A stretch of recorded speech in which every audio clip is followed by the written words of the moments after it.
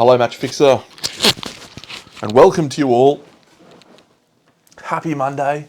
It's Party Monday, sort of, from the perspective that we're playing some Kingdom Death. We're coming to a close in this wonderful campaign.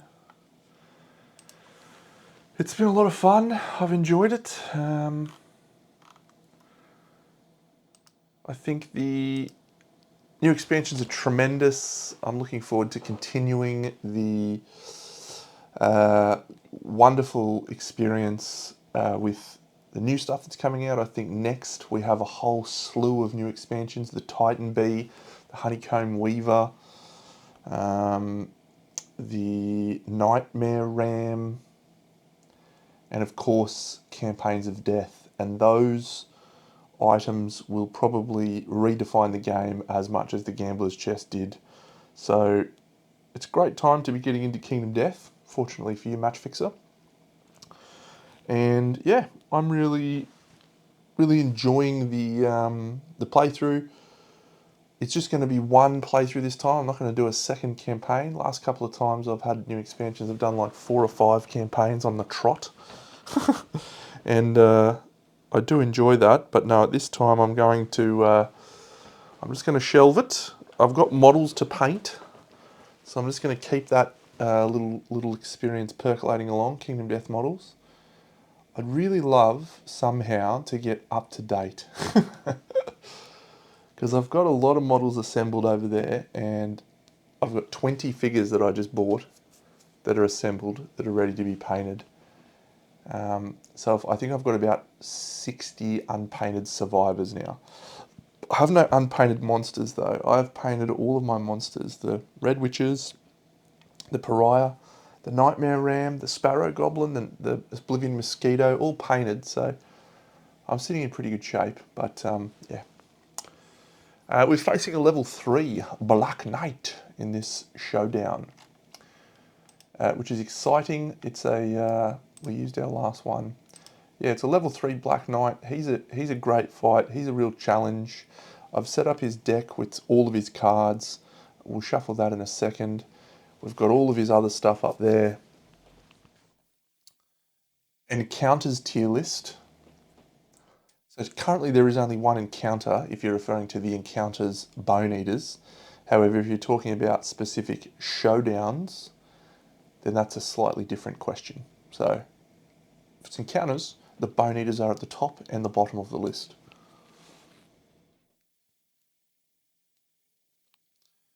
But if you're referring to specifically encounters or specifically showdowns, then yeah, slightly different conversation.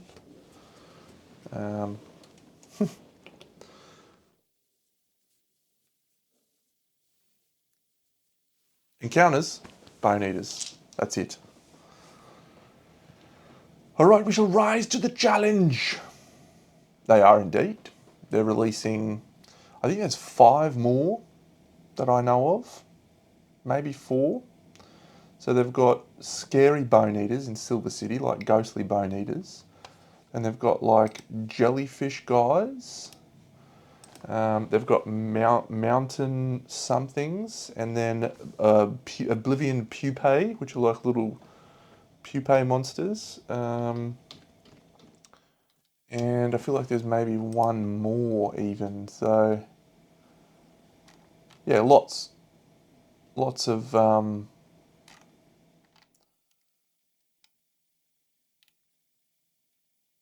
new encounters to come. So we're going to depart for this showdown. And my good mate Scribe Guy has fixed the the issues that we were having, I think. So yeah, but let's do a wonderful rise to the challenge with Cucumber. Cucumber rolls a 2. She has no concerns with those because she has Insanity 36 and she's higher than 3 courage. The next person along is Linguini. Linguini rolls a Lantern 10. Gain a +1 strength token. Linguini! Linguini! That's actually so good for her. She's going to eat that and get her attribute progress for digestion. So we'll give her that. The next person is Parmigiana. Parmigiana rolls a 5, and she is... Parmi is not wearing 3 or more things of fur gear. But she does not have 5+ understanding. So she gains a -1 evasion token, but we will discard that thanks to Song of the Brave. And the last person is also a 5, Watercress, also not wearing 5. Oh, they are wearing fur armor. How good's that? So we ignore that, and we do not have 5+ understanding. So that is all of the Mountain Ascent. So we shall go on to the Showdown Black Knight. As you can see, we're set up and ready to go. I've done a glorious job today preparing for the preparing for the showdown. I'm very excited for this one. It's a great showdown. We'll go through the survivors whilst I'm shuffling this bad boy. So yeah, we've gone for this Death King armor here, which is a cool little armor set. As I talked about in the last one, we don't need to proc this wrought longbows thing. It's not really necessary in this one, so we're just gonna shoot away. This guy with the Assassinator, he's awesome, but he's only 1 speed. I'd like to make a second one. We won't do that for a little while though. So this guy's just going to run around and do the little lantern things. He's going to do the lanterns, smash them up, see if we can knock over old mate's toughness. Not that his toughness is a real problem, but if you kill him and he's got no toughness tokens, you get to do some cool stuff. So we want to try for that. It's hard to do, but it's fun.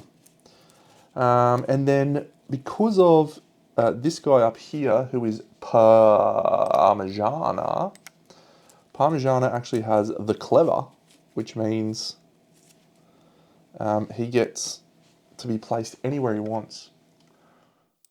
So let's have a look. So who's got the Screaming set? Blue. So if I do blue, they should gain 3 insanity.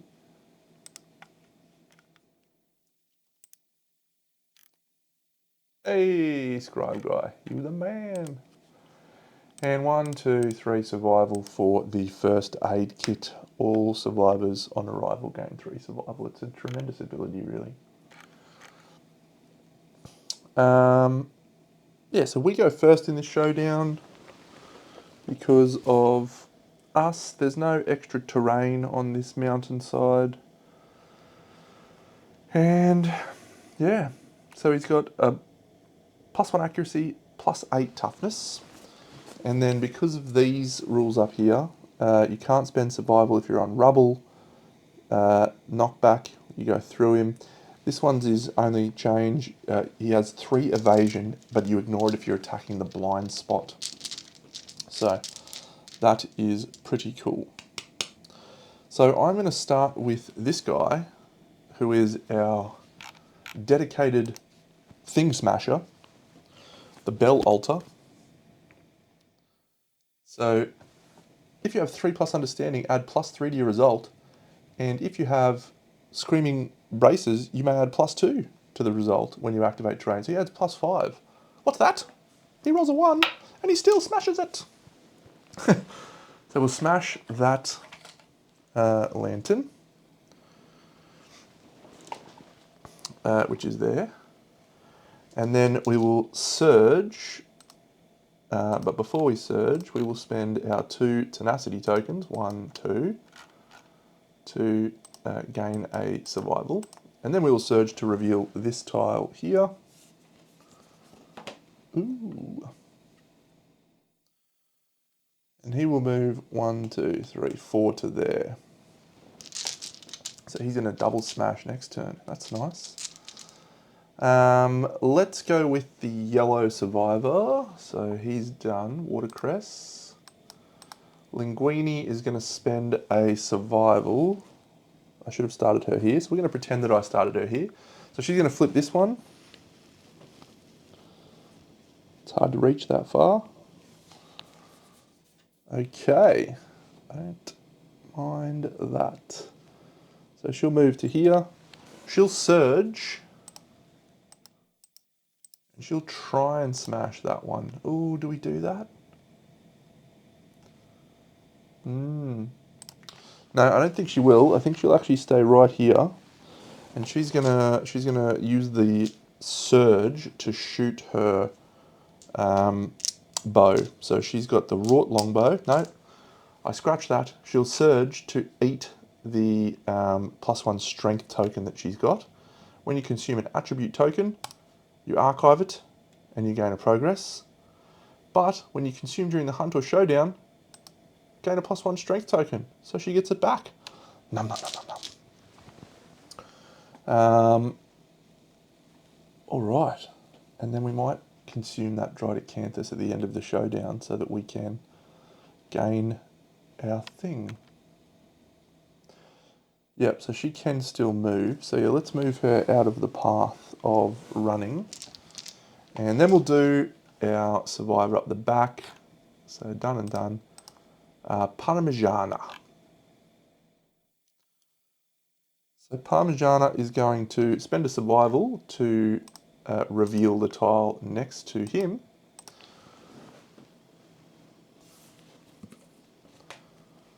Okay.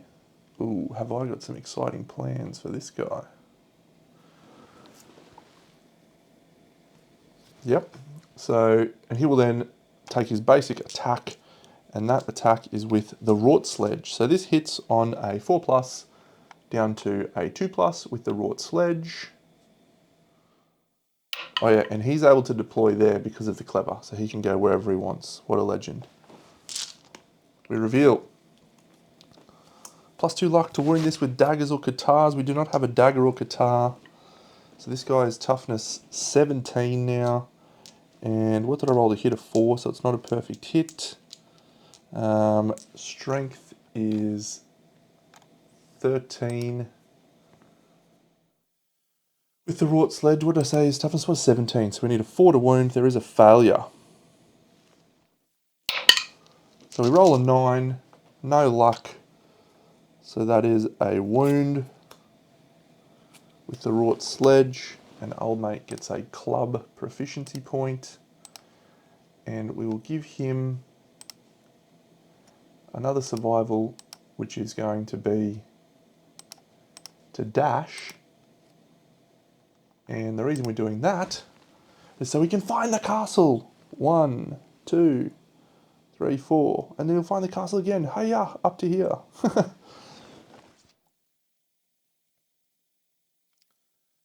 And that gets us 2 progress on find the castle. And he is all done for his turn. So yeah, we've done a surge and a dash with him. We've done a surge and a surge here. Very good. So it's just our main hitting machine, the unstoppable cucumber. At the start of her act, all survivors gain a survival, which is nice. And then she will roll the frog doggles. Thank you, Califax. An untrained slice, an impervious hit location. We're not wielding a dagger, but we are a sword master. So we will attack with our mighty Durandal sword master. I should also, because we've got Durandal, go 1, 2, 3, 4, 5. Thank you. So hitting on 2 pluses. Hey-ya! 3 hits. So we will reveal 1, 2, 3.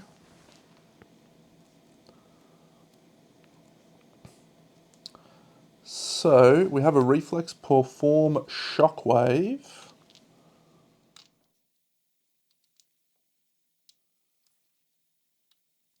So that's okay. I think we can do something about this. So we are criticaling on...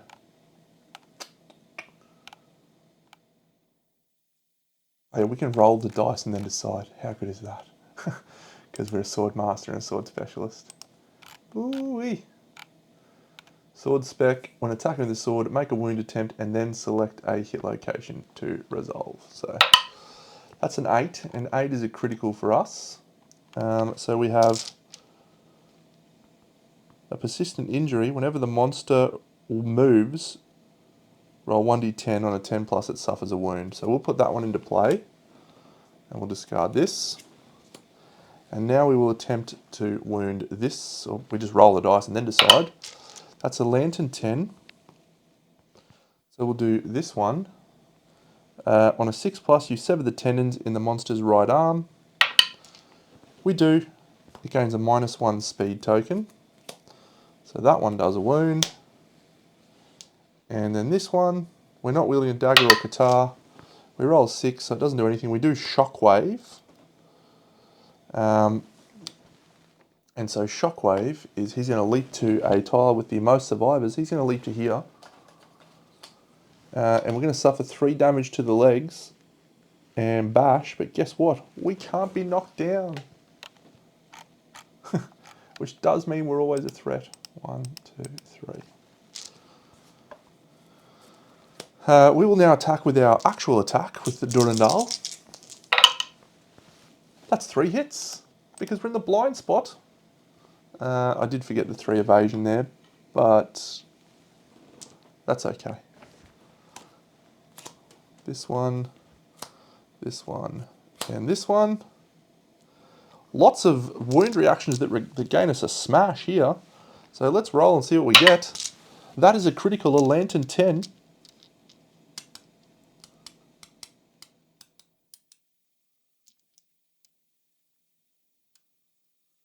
The monster staggers backwards and suffers knockback 3.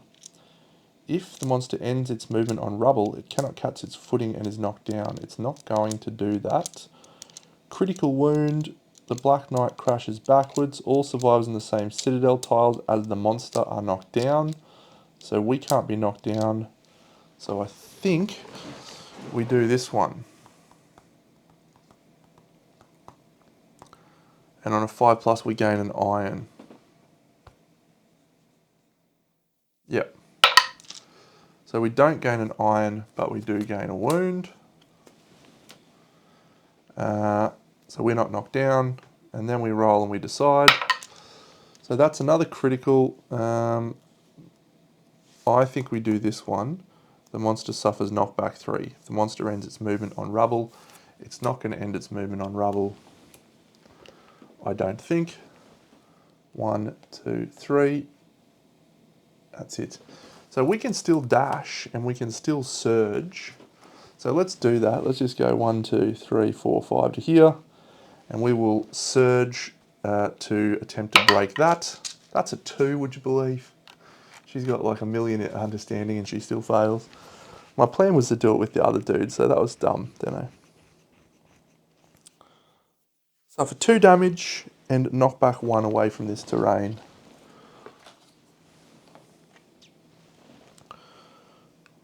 To the head. Oh, I just remembered we have unyielding, so 1 less damage from that, 1 less damage from that. That's our turn.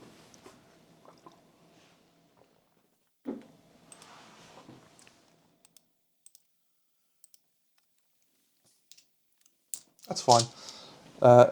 Whenever the monster moves, roll 1d10. On a 10, it suffers a wound. So we'll draw his AI card. He flips a feral challenge.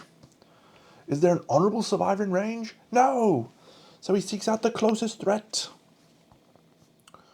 Very cool. Huh, suffer knockback 8 away from the monster. Draw AI.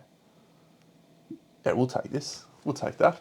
Gain 1 courage for... so he's going to choose the closest survivor, which is the blue guy, Watercress. So he turns to face Watercress. And Watercress will stay. So he gains a courage. I think that gives him Analyze. No. I've marked up the wrong one. Yeah, no. Courage. Yeah. Oh yeah, because it's the Stalwart. Yeah, nice. A -1 evasion token and the priority target token. So we'll do his bold roll. He rolls a 4 on the bold roll. I think that is gain 3 insanity and 3 survival. Bold! Showdown phase. Gain 3 survival and 3 insanity. 1, 2. 1, 2, 3. Very good. We ignore being knocked down by stuff. Unfortunately, we gain the priority target token, and this buffhead is going to draw another AI card. And he draws a snarling shove. So he's going to do that. Closest threat in range. So that is Watercress. Watercress is only evasion 1. So it's going to be 3 speed. However, did we give him a -1 speed token? No, we didn't, did we? Or did we?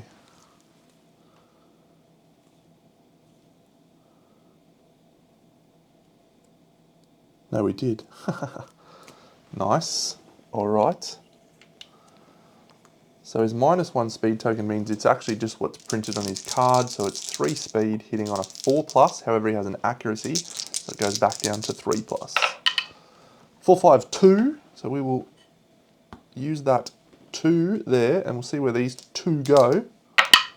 Body, body. We'll dodge one of those bodies using a survival Watercress. He's the priority target token, so that's fine. So he will suffer 1, 2, 3, 4 damage to the body and knock back 4. So we're going to flip this. Oh. 1, 2, 3, 4. So he's going to suffer another damage from the rubble to the boots. Die Booten. So good job, Watercress. Then full move towards the closest threat in range. If there are none, end this card. If adjacent, perform smash, targeting that survivor.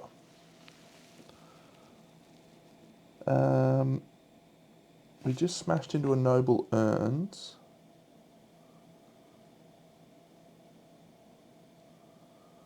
And a monster collides. I'm just trying to think, does the collision with the urns knock you down? Collide with terrain and stop movement. A survivor is knocked back. Knockback does not cause knockdown. A collide results in knockdown. Okay, so he is knocked down. So he's not the target. It's going to be her. He is movement 8. So 1, 2, 3. So we can't get away. So we'll probably just stay right there. And what's he doing? He's performing smash, targeting that survivor. Oh no. So he'll go here. At 1, 2, 3 here. So we'll smash that. And then he's going to knock her into this, like so. So we'll bounce here. So she's going to collide with this one. That's 1. Oh no. So 1, 2, 3, 4.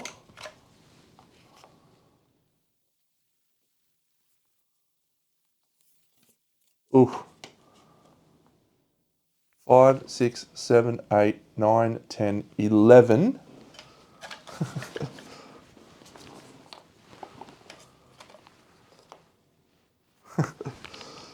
So I'm going to count this up again. This thing always does my head in. All right, so bounce. Knock back 8 away from the terrain according to the bounce direction. So 1, 2, 3, 4, 5, 6, 7, 8. However, we add 4 to that because of that one. So 1, 2, 3, 4. So we're going to add 4 to that. So 1, 2, 3, 4. Adding 4, 1, 2, 3, 4. So he's flung us all the way to behind him. And she's going to take 1, 2, 3, 4, 5 points of damage. She is knocked down. So that is 2 to the head, 1, 2, 1 to the waist, 1 to the body, and 1 to the boots.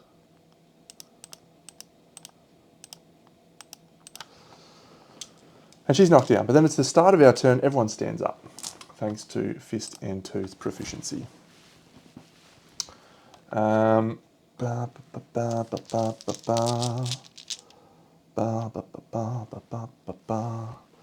we'll start with this guy, Watercress. He'll move to here, and he looks, hey, he smashes it and gets a thing. So he loses another -1 toughness token, so he's down to 6. Can't see any more. Watercress might... 1, 2, 3. Yes, he can. He can dash. 1, 2, 3, 4, 5. And surge. So Watercress is just tapping these little things. So that's another -1 toughness token. So we're down to 15. And his turn's done with his dash and surge. Surge, dash. So let's actually do up here. So we're going to spend our combat action to flip this tile. Okay. And then we will move diagonally 1, 2, 3, 4, 5. So we're going to find the castle there. Oh, yes. And we might as well try smash that. We don't have 3 understanding, but sure, what's the worst that can happen? That's what can happen. Oh, no, we're going to knock ourselves off the edge. That's so dumb, Deno. Why are you doing that? Why are you doing that? Actually, should I do that? That's so dumb. What is it? It's a scramble to survive. He dies on a 1. What an idiot. What an idiot. Why would you roll? That's a 50-50 to get knocked off the edge of the thing, Dano. That is possibly one of your dumbest plays ever. Alright. Just don't die, you clown. He rolls a 4.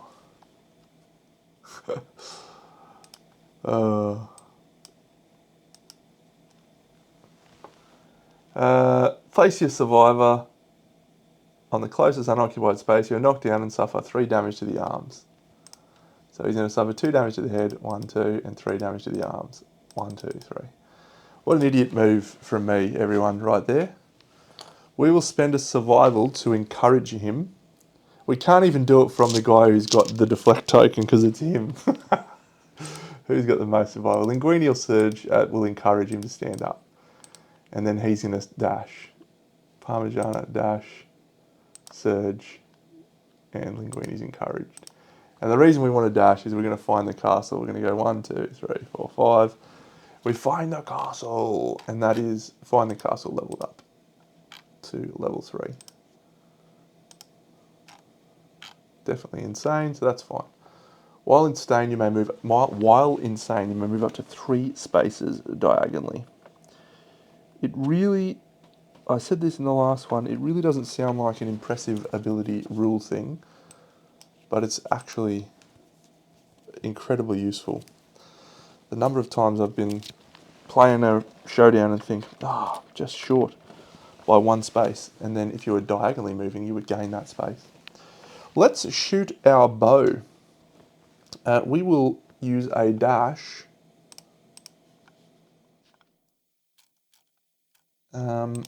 with Linguini, and that will allow her to tap the bow twice, potentially. She's in the blind spot.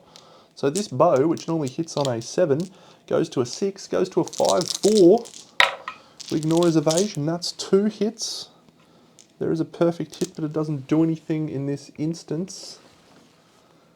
So we flip 1, the mustachioed helm, and a parry location, an over-eager parry. If your courage is less than 3, you stare into the vented maw of the helm, doubting what you glimpse. Cancel your attack and full move away from the monster. I believe she is courage 2. Everyone is awesome. 1, 2, 3, 4, 5.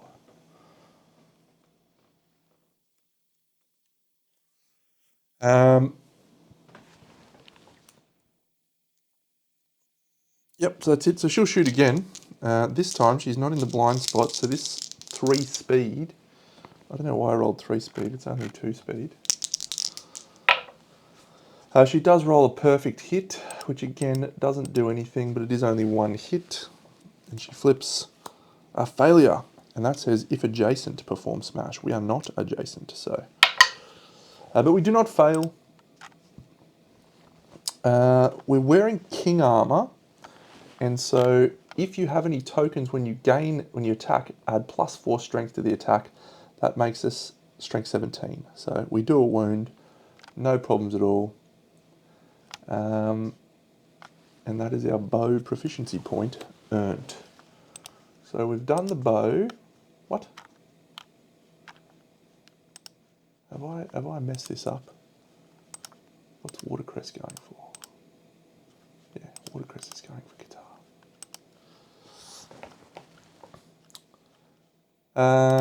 Cool, so everyone's gone.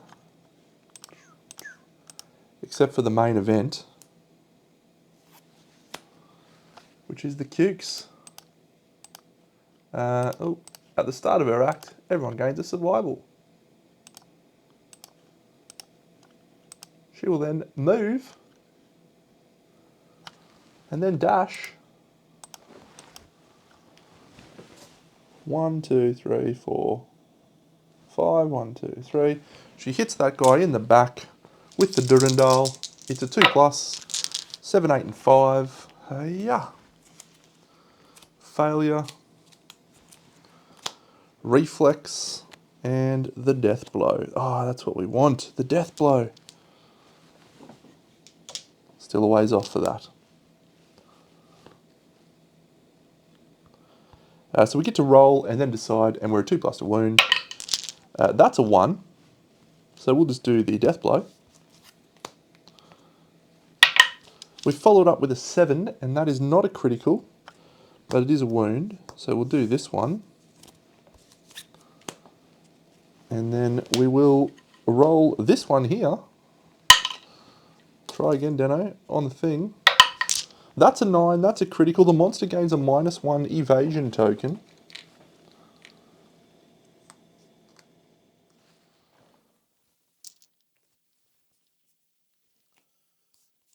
And then we will surge with the Durandal. And we will hit another wonderful 3 glorious times. And we reveal it's not a dagger or guitar, it's not a dagger or guitar, it's not a dagger or guitar. So there's a failure, and there's a wound. Okay, so we get to roll and then decide. So that's a 1.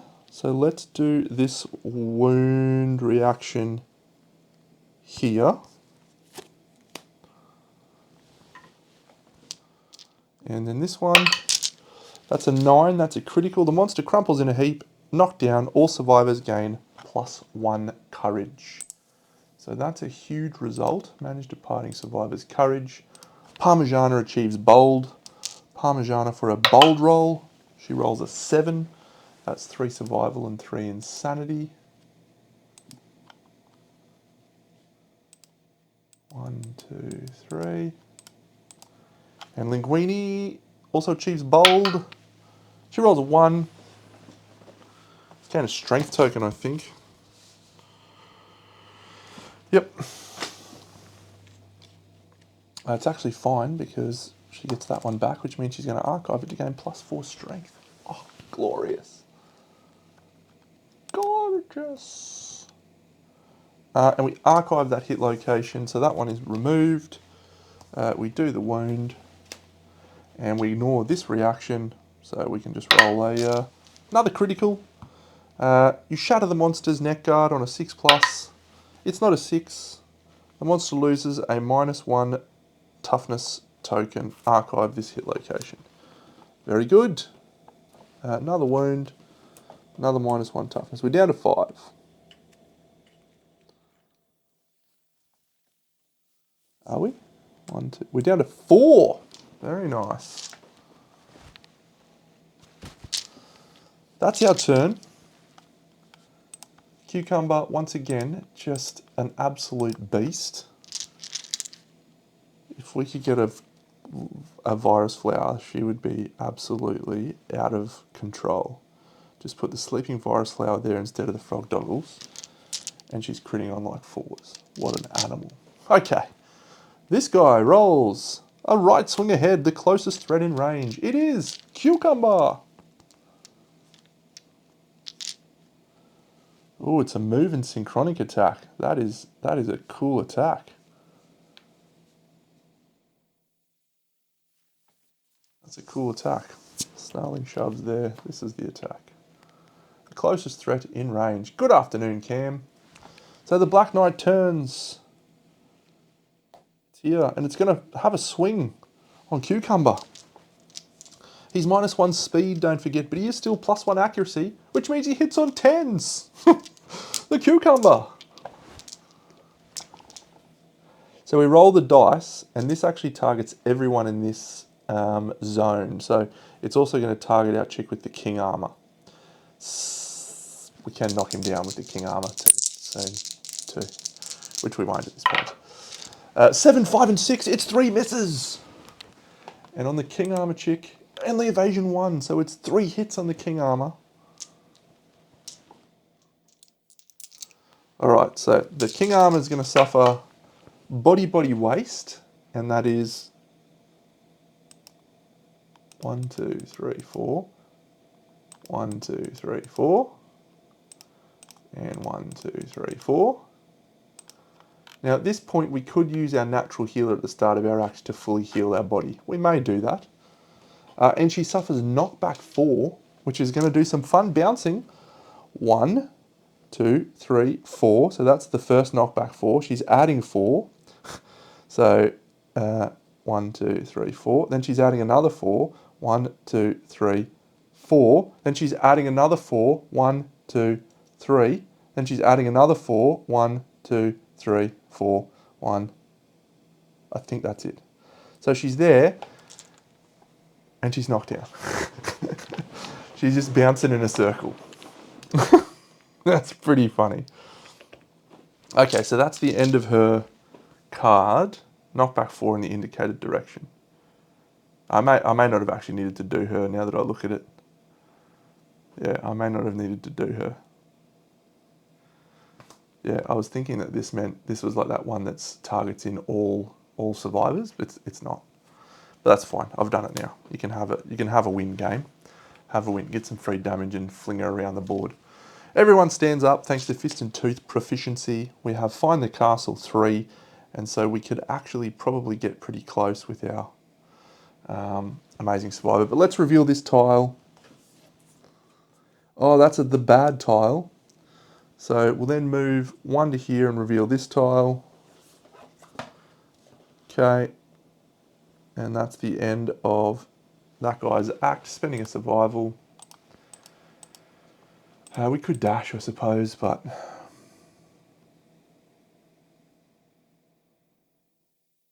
yeah, we'll dash. Let's get back in the game, Palmy. 1, 2, 3, 4, 5, 6. Oh, that's a bad way to go. Where was I? Here. Okay, so 1, 2, 3, 4, 5, 6, 7. I might just stay here. Go across that way. Do we shoot the bow? Yes, let's shoot the bow. Want to get that proficiency point. I don't think I've got the proficiency point. Oh, I have. Okay. Maybe we won't shoot the bow. Maybe we'll bring the guitar guy in. Yeah, we'll bring the guitar guy in. 1, 2, 3, 4, 5. So this guitar is only 1 speed, which is absolutely fine. Watercress is accuracy 1, but the guitar is hitting on a 5+, so that goes to 4+, but then it goes back up to 7+. So 7+ with that guitar. That's a 3, it fails. We'll spend a survival to surge.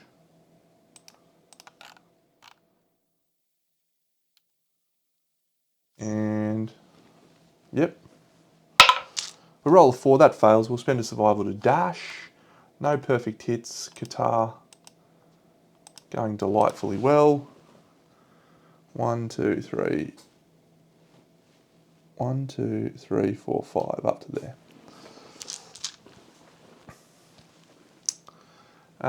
I think our safest play here is to just move the archer chick. 1, 2, 3, 4, 5, and then let's have a swing with our absolute carrier of this showdown. Carrier has yeah. So we need a Qatar proficiency. We've got the club. We've got the bow, and we've got whatever we're doing here. Doesn't matter. 3 speed, hitting on a something, a 9, a 9, and a 6. That's 3 hits. The Durandal is absolutely... Oh, lash out. All survivors are doomed. Target the attacker. Knock back 8. No! 3 speed. 3 misses. The trap around. Well, I'm glad we didn't get the Qatar guy with the trap. That would have been less exciting. Man, that wrought great shield is actually so good with like everything. On a perfect hit with any weapon in your gear grid, gain deflect 1 for free. He's also got desperate strike. We just need to get him some speed buffs. Maybe we should go hunt a frog dog and get some speed. That's the end of our first attack. So Cucumber will use her boots to also attack and also hit on 3s or something ridiculous. Cucumber accuracy 4, so she goes to 2 plus 3, 4, 5. That's 3 5s, that's 3 hits. Yeah, the wrought stuff is tremendous. So we've got failure, failure, wound. Oh, we're going to get understanding. We're going to see that. No, we're going to get white secret. Cucumber. So because we're a sword master, a sword specialist, sorry, we can roll the dice and then decide. We roll an 8. That's a critical. Your attack dislocates the monster's thumb. Cancel all reactions until the end of your attack. No. The monster gains a -1 movement token. Yes. I don't want to cancel this reaction. I want this reaction. A -1 movement. We can roll the dice and then decide. That's a 9. It's a critical, but we won't take it. We'll actually take this one. Gain an understanding. Understanding. So we have gained White Secret, and we do actually get to do White Secret now because the pariah, he's fucked off.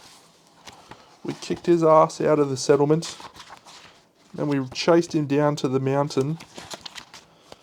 Down or up to the mountain, whichever way you want to think about it.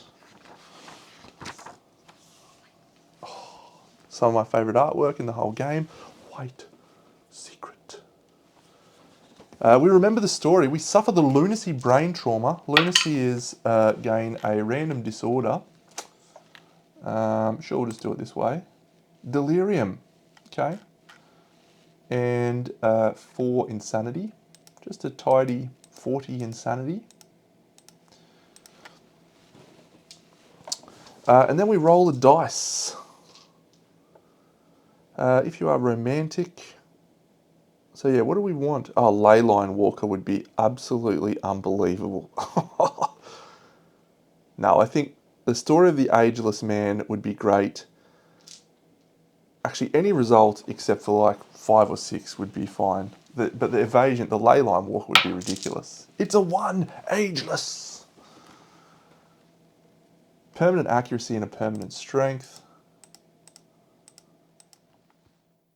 Ageless, you may hunt if you're retired. This could be my favourite survivor that I've ever had. Your brain swells and you scream out in pain. Suffer the lunacy brain trauma. I'm pretty sure it's gain a disorder and 1d5 insanity, but it might also be damage, so I'll just check. Brain trauma. Lunacy, gain a random disorder and 1d5 insanity. Cool, man. So that was this one. That's done.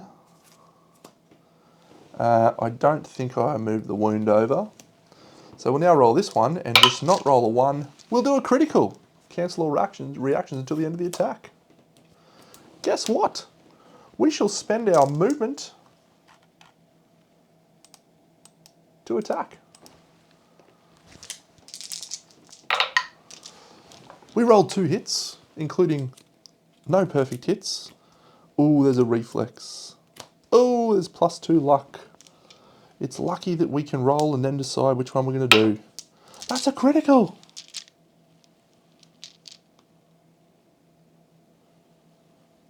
We will attack the unarmoured right elbow. On a 6+, we sever the tendon. We do not. But we do a wound. And this one, yeah, it's a 3. It's a wound.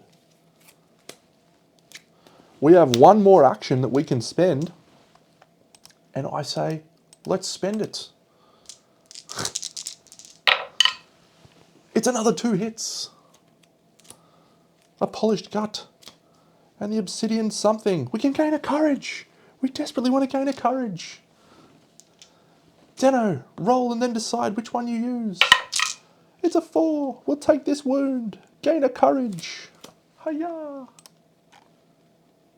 We're going to need to get a Drydocanthus very soon. That's a wound. And this one. It's a 6. It's not a failure, but it is a wound. That is the end of our turn.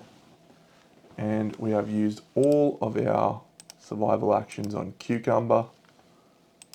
She is absolutely glorious. So it's the monster's turn. He flips an AI card, and he flips Bat Away, the closest threat in range. 3 speed.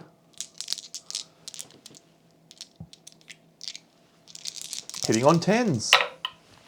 264. You do nothing.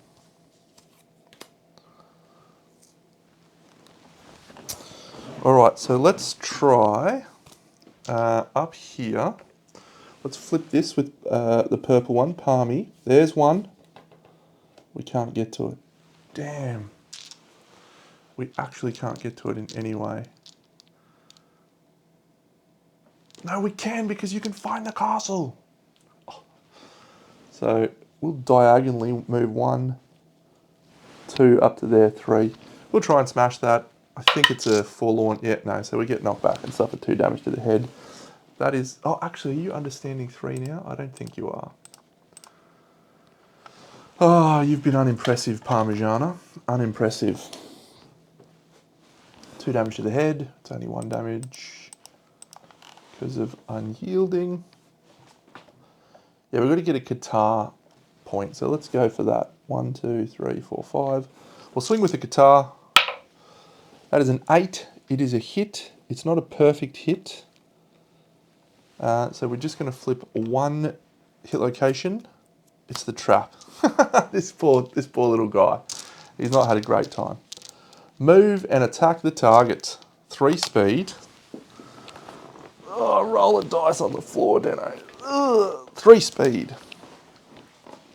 Hitting on a 3+, which goes to 4+, but there's +1 accuracy, so it goes back down to 3+.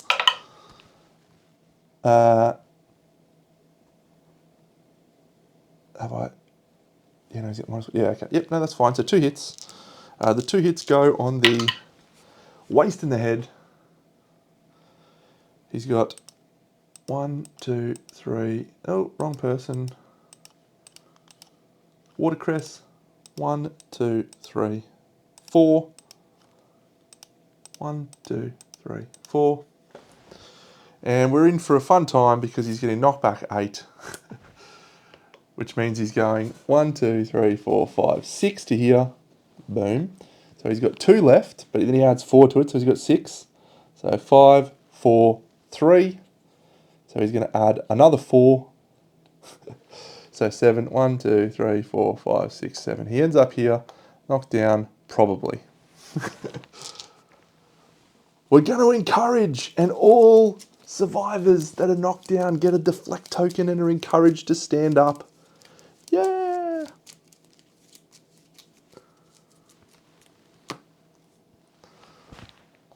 One deflect token, one deflect token. We'll see if it matters. I'll remember I've got it. We're going to dash and surge with watercress. Move to here. Come on, watercress. That's a hit, fortunately, because of the -1 evasion token that we have landed before. Oh, it's the death blow. Damn, we don't get to do the death blow. We probably won't anyway. So this is strength 12, so he gets his wound with the guitar. Good job, watercress. We can cancel reactions on the first chosen hit location anyway. All right, let's finish this fight off. Cucumber, first swing from the fences. 2 hits. 1, 2, it's a super dense. We choose our hit location after we roll. That's a 5, so it's neither of them are a fail. So we'll just take the right hand one. Super dense. That's a wound. The next one. It's a 1! We've done a failure! Perform shockwave. Place the monster at the center of the most occupied citadel tile. All survivors on that tile suffer monster level damage to the legs and bash. We will actually choose the one that he is on. Center here. He's knocked down. Suffers 3 damage to the legs. Watercress. 1, 2, 3. Very good. Cucumber will then dash. Everyone actually gained a survival at the start of the turn, and we'll swing again.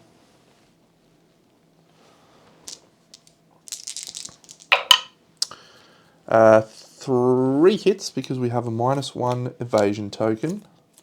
1, 2, 3. We can gain another courage. That's a problem. That's a problem. I've dropped 2 dice today, and I have not dropped a dice in any other fucking stream. That's a 6. It's not a wound. Sorry, it is a wound. It's not a fail. I think we'll take that one. That's a 6. That's another wound, so we'll take that one. Actually, no, we'll take that one, which gains us a courage. Cucumber. And then wounding this one, that is a 3, which is another wound. We just need to do one final wound, and this clown's dead. So we will spend our last survival to dash, which we can use as an attack. We roll a 1, 9, and a 7. It's 2 hits. Just don't be the trap. Oh, you're amazing, Tony. There's a parry. But we get to decide which order we do it in. We roll a critical. The Black Knight is defeated. Oh dear. That guy is having a really bad time.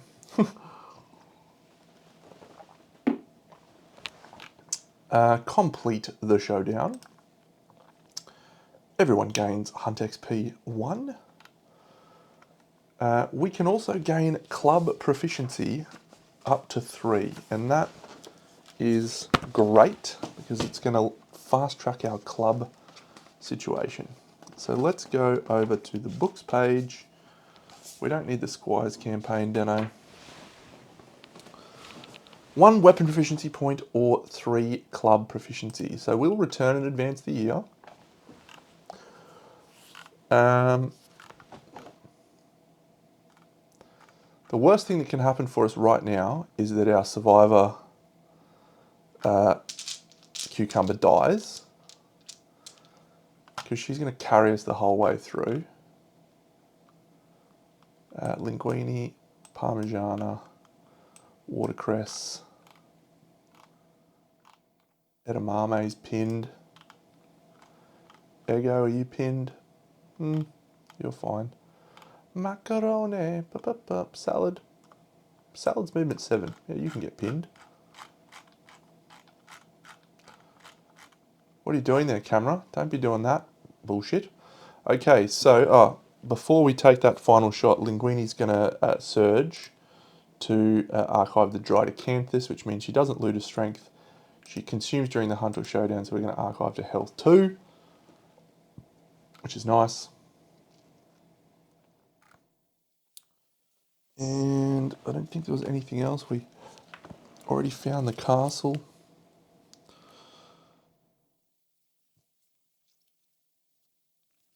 Health 2.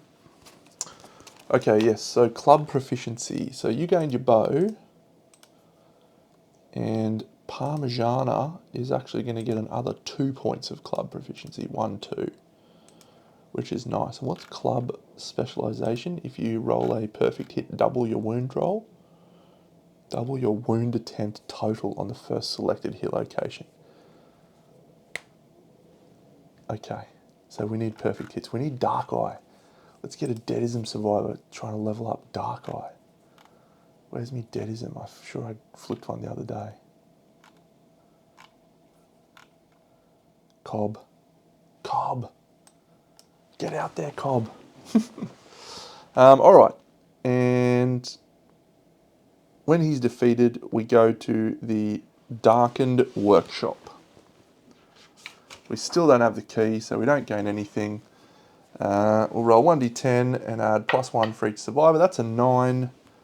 So we gain 3 Black Knight patterns and we gain 9 basic resources. I don't think we need basic resources, but yeah. Also don't think we need the Black Knight patterns. We've got all sorts of gear. So 1, 2, 3, 4, 5, 6, 7, 8, 9. And that's it. All right, so the only bad thing that can happen to us right now is we flip murder, because that will archive Durandal. And that would be a tragedy of monumental proportions because it's become one of my favourite weapons. So, Deno, just don't flip murder. It's a 6. 1, 2, 3, 4, 5, 6. Deno flips Glossolalia. Each survivor in the settlement, nominate 1 survivor. I'll nominate someone who's got 2 understanding. I'll nominate Deno. We've got a character called Trent now. He's got performance anxiety, but he's a tough guy. Deno rolls a 4. He's gained the Endless Babble impairment.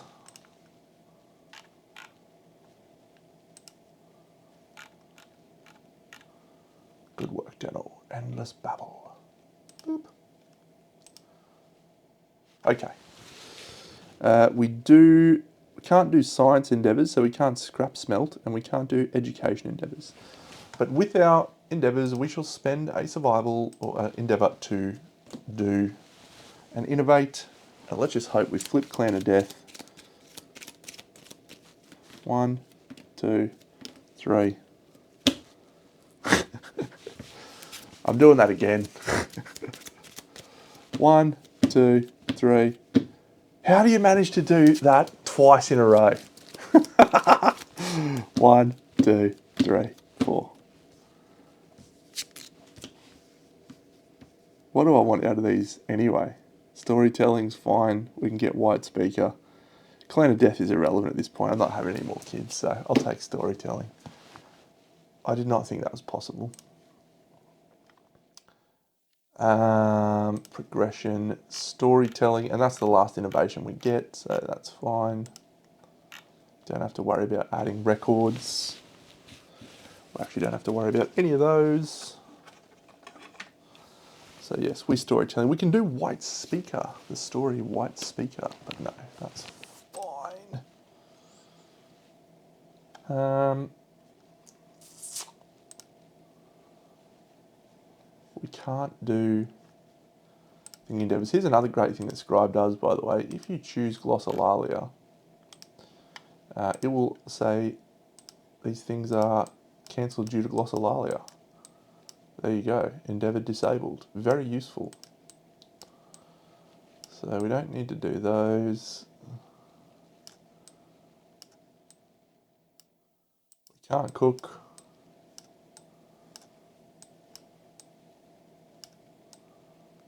Don't need to pull binding chains. Don't need to make leather. We can't Nightmare Train. What a chump. We might nominate 2 survivors to gain partner ability.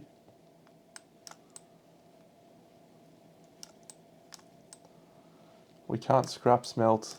What a pest. What an absolute pest.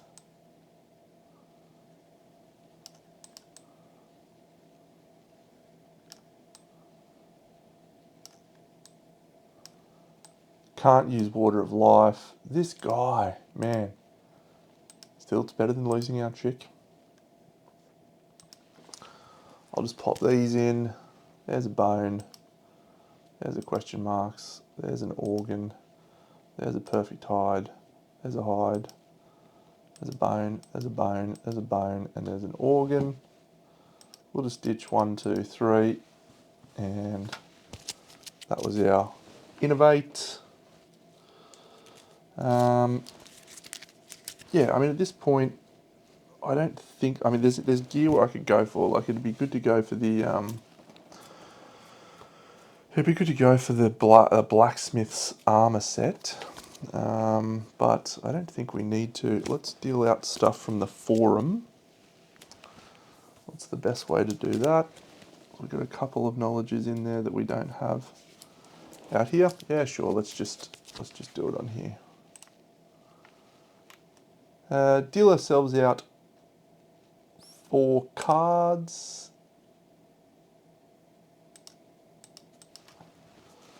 Juggernaut, Strength Training, Tumble, and Blackheart. Blackheart's the only one of any value there, in my opinion. So do we want to take Blackheart on someone? There's Health 2.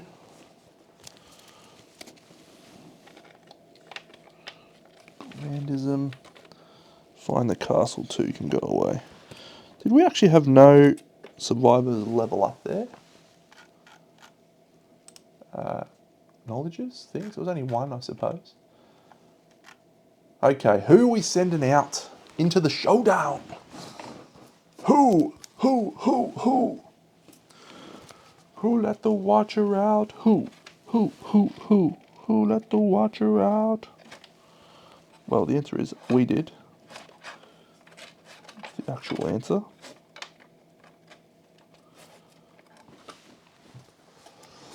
Lanternier 25, it's time to face a Watcher. I don't think I've ever had that bouncing around situation before, where you spin around in a circle like you're on an amusement park ride.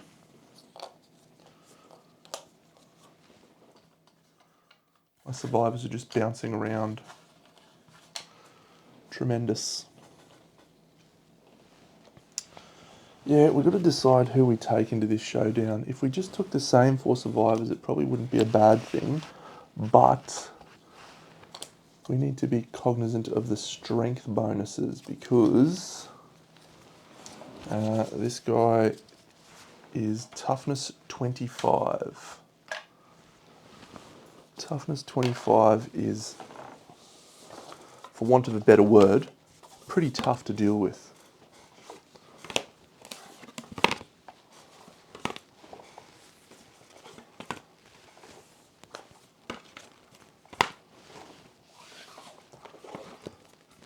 I can't spend the endeavours that I wanted to spend on weapon mastery stuff, so I can't spend the endeavours on curing disorders, so literally I can't spend the endeavours on much.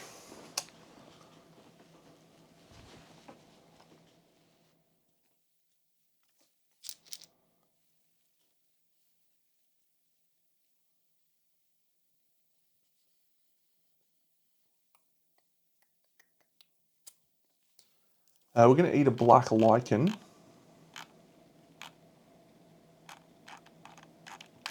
So we get to courage 9. And we will use the dried acanthus to avoid the blind with cucumber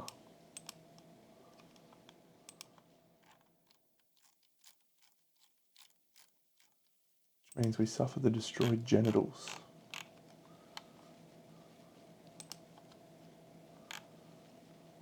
Is that right?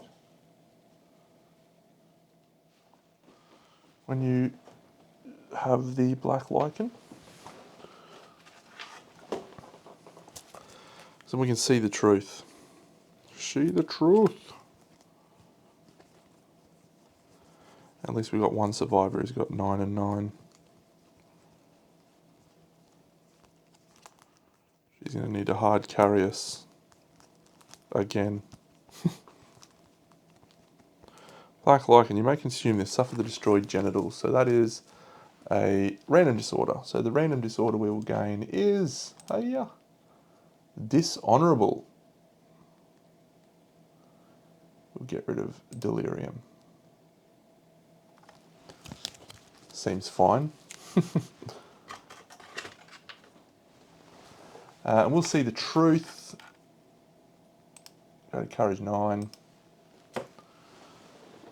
See the truth.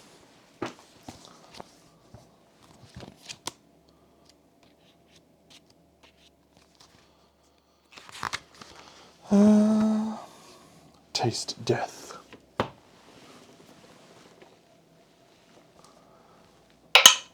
That's a 7. We have a sour death. When you are knocked down, which never happens, never ever happens. Okay, well, I'm not going to bother with anything to do with that.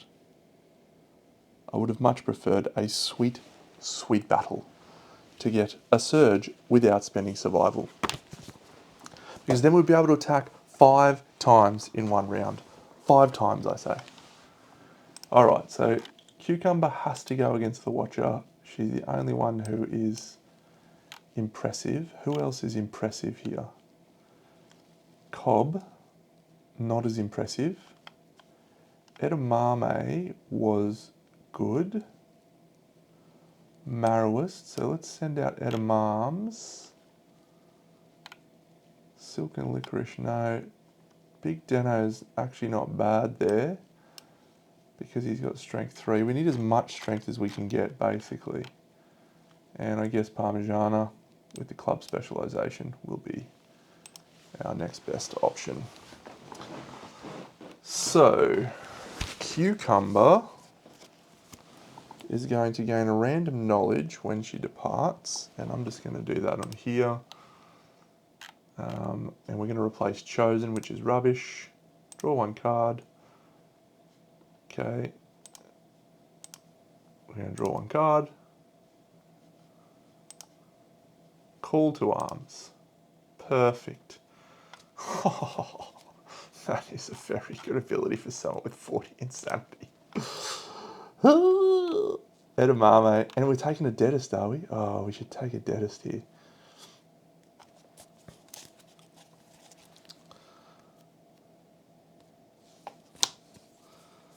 Stolen dreams. Retinue. My last couple of campaigns have been against people that are not the Watcher. We've had other things on our mind, such as the Gambler.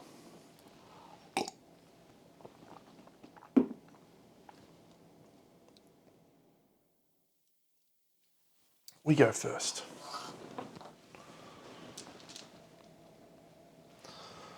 Another one of those instances where stuff works well. Okay, so are we going for bow here with our Marrowist? Osteophage, stone skin. Yeah. Cool guy. And maybe this guy is our Qatar. No. So that's our club guy. And we definitely want that set. Deno, who is actually a yeah, I think we take the Deadest. I think we take the Deadest instead of Deno. And we give them the King gear. Oh, that is awesome. Who's our Deadest again? Cobb. Corn on the cob. Swordmaster. Swordmaster.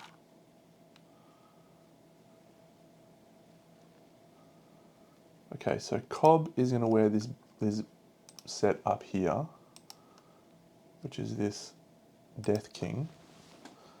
But what we might do with you is, instead of giving you the bow, do we go for the Sword of Doom? Interesting choice. Speaker Cult Knife is probably underdone.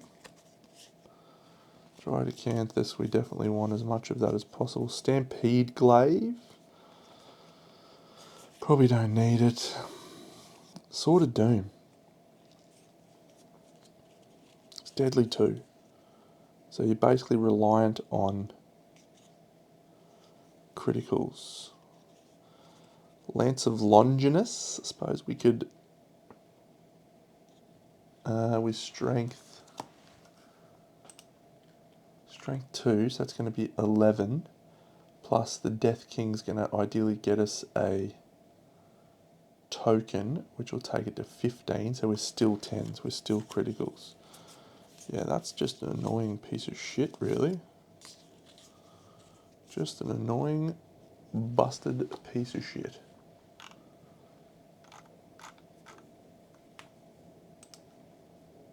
I do think that set is better with a thing. Yeah, so the Regalist is fine. We're happy with that setup.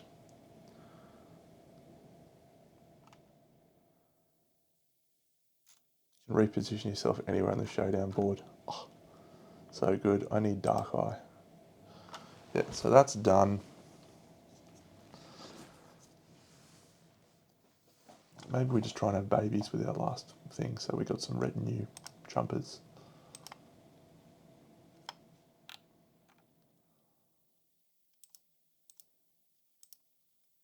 Edamame is a Marrowist. Yeah, so what do we want you to be wielding? You're the bow. Okay, so let's give you the Assassinator.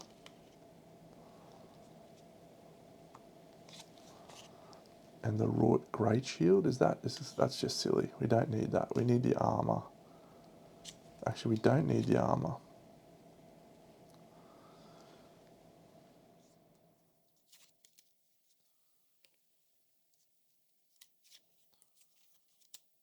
So we don't want the Screaming Gear anymore. That was just for that showdown. So we could archive those lanterns. That was a good plan. I liked that plan. Little Cucumber, she's delightful.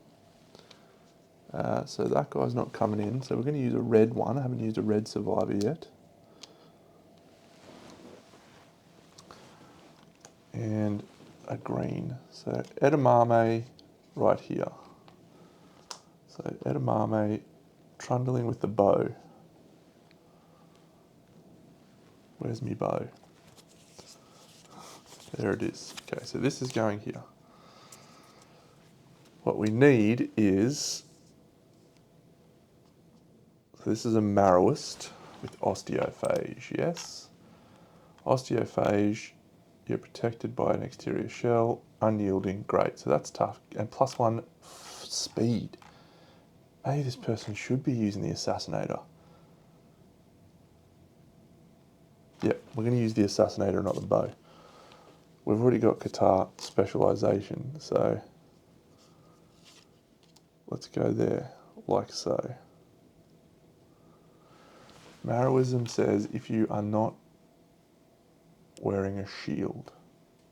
Yeah, okay, cool. So we need one more blue on the Marrowist.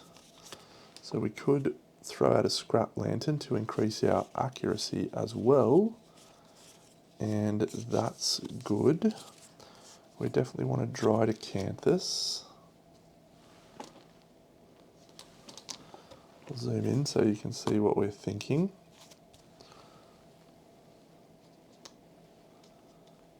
So I just need another left blue, which can be bandages. So that's the blue and the red that we need. We do need a second red though. Speaker Cult Knife.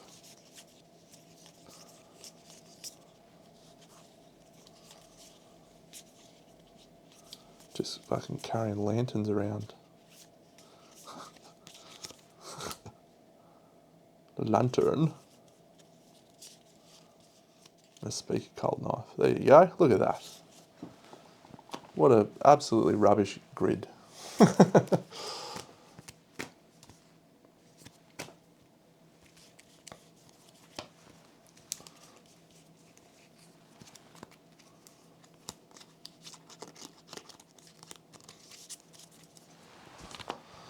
I don't like that grid. What other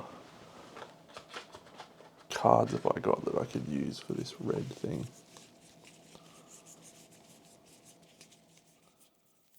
None of these. Spiked buckler, no. Skull helm can't use, no. Don't have that. Grapple claw could work. No. Mighty bone axe is probably the best option. Could trigger 2 reds like that.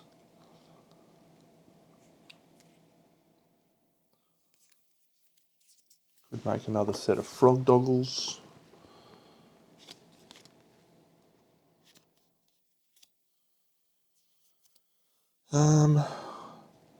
Okay, I feel like I'm overthinking this, so let's just grab out your knowledges, which is osteophage, stone skin, and unyielding. So that's great. You don't have the watched. Osteophage, stone skin, and unyielding. Perfect. You're done. Up here, cucumber's sweet. She's got call to arms.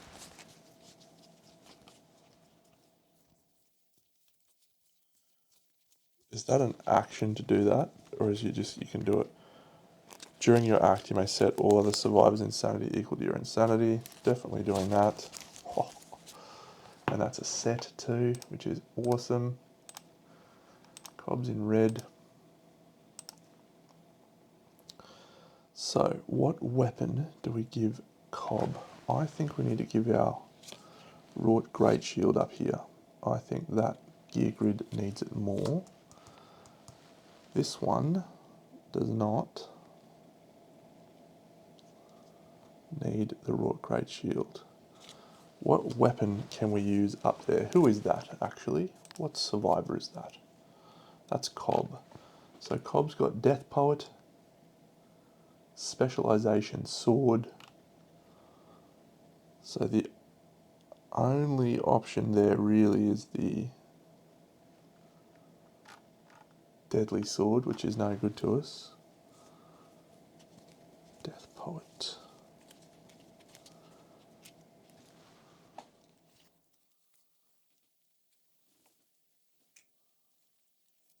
We aren't gaining anything of interest there.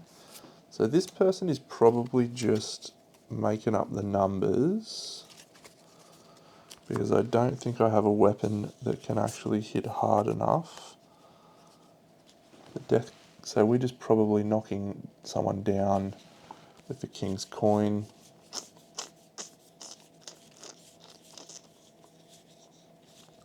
Stampede Glaive is not enough, so Lance of Longinus, I mean, that can get archived and it's not the worst. We'll put a guillotine so that we can spend a survival to do another wound if someone does a critical. Here, yeah, all fine. We got Unyielding and Find the Castle up here. Yeah, that's fine. So this is probably, can't wear a shield. Don't want it to be a red cloak. Don't want it to be frog dog stuff. Okay. Not looking promising, this gear grid. I mean, I suppose that's not the worst use of my time. 2 blues, 2 reds. We're triggering that. Yeah, okay. That will do. And that can be a round leather shield. Alright. Cobb. we're going to change that Death King bow to Death King Lance. They call it a Lance. Hello.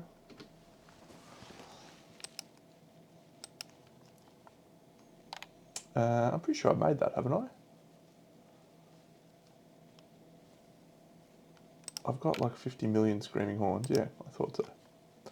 Lance of Longinus, Round Leather Shield, Crimson Guillotine, Dridecanthus. Done. Save. Reset. A beautiful 13 armour. Well done, Cobb. Cukes, your gear grid stays exactly the same. Edamum, you have a few changes.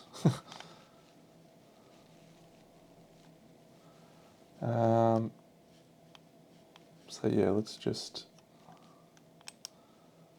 Lucky Charm, bandages, nothing else is in the right spot. Dridecanthus, done. So this is a Monster Tooth necklace. This is an Assassinator. I might have to get a second one of those. They're so good. This is a Royal Lantern. This is the Longbow. And this is a Scrap Lantern. Blacksmith? No. Weapon Crafter. Yeah. So this has no armor set. It gains 2 strength. It gains 1 accuracy. It gains 2 survival on departure. But you gain an extra 1 from that little 21. Come on, me scribe guy. Thought that was fixed. Yeah, that's it.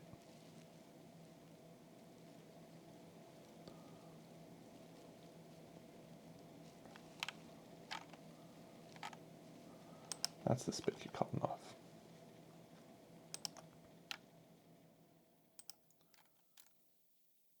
Save. So the Osteophage is still going to struggle to wound with the Assassinator. But it is speed 2, so that's nice. And if you roll a perfect hit, you gain Deadly and Barbed. So we need Dark Eye so badly. So this loadout has changed fractionally slightly. Wrought Great Shield, Dridecanthus. Everything there is correct. Save. Reset. Reset. Reset. And reset. Okay, great. Let's do this showdown, shall we? So, the Watcher. The Watcher. We need to read the stupid rules. So the Watcher has life 15 and his toughness 25. We've got Audience, Lantern Vortex, Vapor of Nothingness, Retinue, and Indomitable. Audience, Vapor of Nothingness, Lantern Vortex, Retinue, and what's the other one? Audience, Retinue, and Indom. Right. That's there. 2 Filthy Traps, Whiteout and Blackout. Yuck.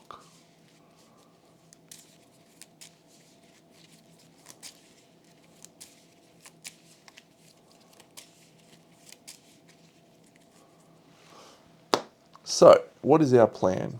Well.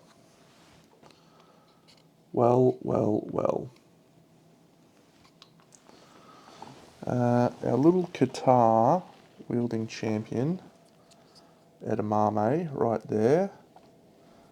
And this little Lance of Longinus Death King. Oh, I should use the Paladin. No, I'm not getting up.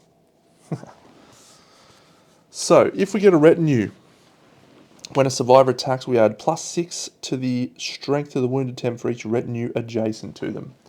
So let's read about retinues. Retinue does not count as a threat. Retinue has no attributes, cannot be knocked down. When a retinue suffers damage on a 4+, the retinue is destroyed. The retinue is destroyed when a monster ends its movement or when the survivor controlling the retinue dies. Summon retinue once per act. A survivor may place one on any board edge and move it up to 5 spaces. Survivor with the retinue gains an additional thing that may be used to... Yep, fine. And double march.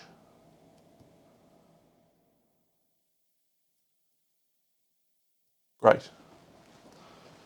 I feel like I remember these guys well enough. Let's depart for this final showdown. And this could actually be the campaign over, by the way. This is the Watcher. So we could actually lose the campaign at this point. And that would be okay if that happened. I wouldn't love it, but it'll be okay. I feel like we've done a pretty good job at showcasing what this campaign has to offer and these new expansions, which was my intention.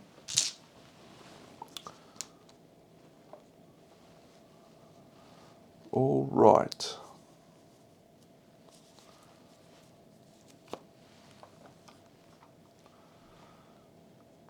So we go first because we are defending our home. Now we can place this guy anywhere we want because it's amazing and we're amazing. We are amazing, thank you very much. So we're going to place him here like this. All right, so our turn. He's going to go first. And at the start of his act, or during his act, he's going to summon a retinue. Hiya! And the retinue moves from here. 1, 2, 3 to there. And he's going to swing with the wrought sledge. So we also need to depart. Manage departing survivors. Go 1, 2, 3 survival. And we also need to give Cucumber 9 armor. 1, 2, 3, 4, 5, 6, 7, 8, 9. Because she is now 9 stuff. She's got call to arms. How good is that? Gain +1 speed. All right. Yeah, so we're going to swing with the wrought sledge. It is slow. So yeah, that is a perfect hit, which means this attack will gain devastating.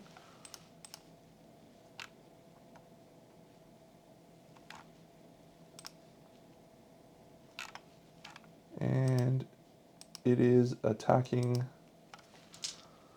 Yep. Attacker loses 2 survival. 1, 2. If they cannot, sorry, Tentacle Crown. Turn the Watcher to face the attacker and then move the Watcher forward 3 spaces. Sure. That's a wound.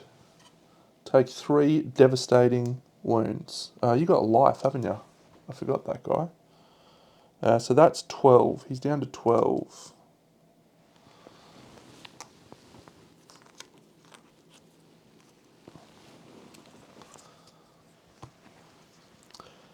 So that, we could trigger a reaction or 2 before anything else happens. But no, we're fine. We're fine with that. So he goes, turns the face, 1, 2, 3. Turn the Watcher to face the attacker and then move 3 spaces. Cancel all hits, now out of range. He's down to 12 from our devastating wrought sledge. Parmesan will dash, because we started there.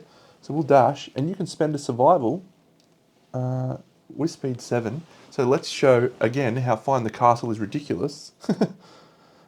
We could go 1, 2, 3, 4, 5, 6, 7 into the blind spot if we wanted. However, we won't because we need the retinue strength. But still, let's have another swing with the wrought sledge. It's a 4. It's a hit, but it's not a perfect hit. So, oh, we've trapped. Oh. Place the Watcher at the center of the showdown board. No, our retinue's been destroyed.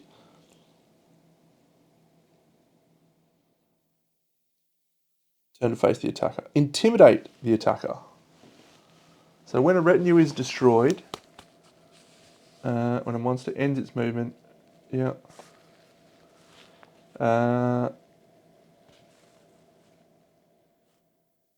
What happens when a retinue is destroyed? Summon retinue.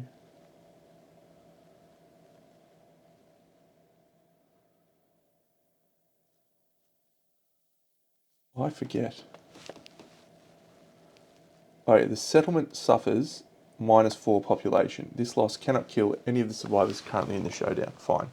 So we are going to lose 4 survivors, but that's okay. We've got plenty of survivors to go. Yeah, so this guy's here. He turns to face us. Intimidate the attacker. They suffer 3 brain damage.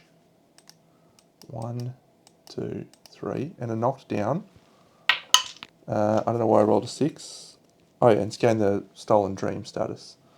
I don't know why I rolled a dice there. Alright. Well, 12. It's alright.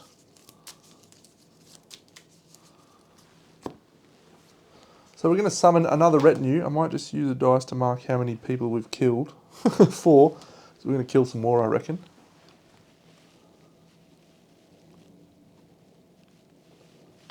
Yep. So our wonderful survivor.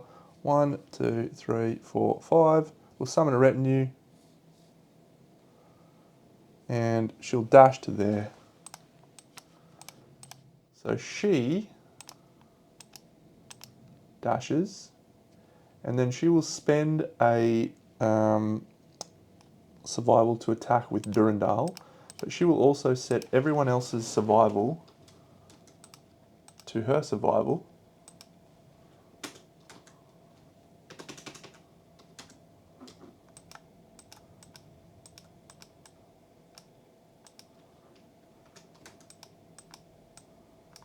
And she can do that because it's setting and not gaining.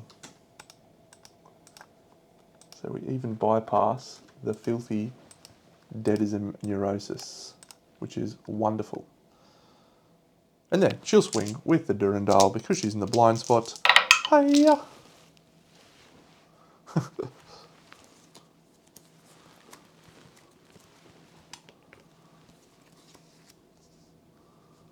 So failure, reflex.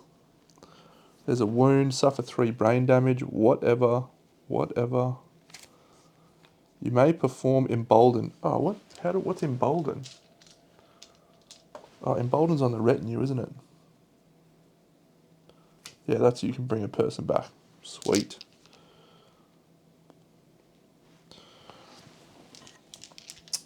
This attack from Cucumber is strength 24. We didn't need a retinue, so I'm actually not going to summon a retinue so they don't die. 2+, and we get to decide. That's a critical. The attacker gains a survival. We'll do a wound. So we're down to 11.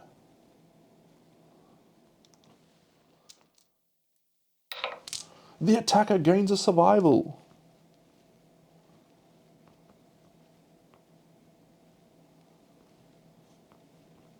We'll do this one. Attacker suffers 3 brain damage and gains a bleeding token. Bleeding token.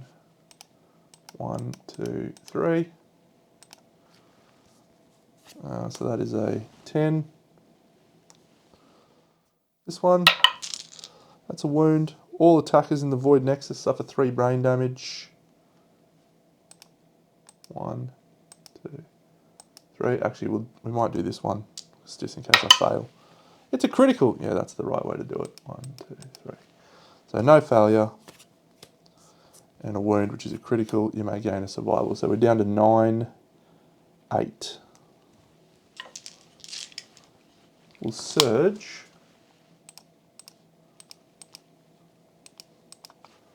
Swing again. Huzzah! 1, 2, 3, 4 hits.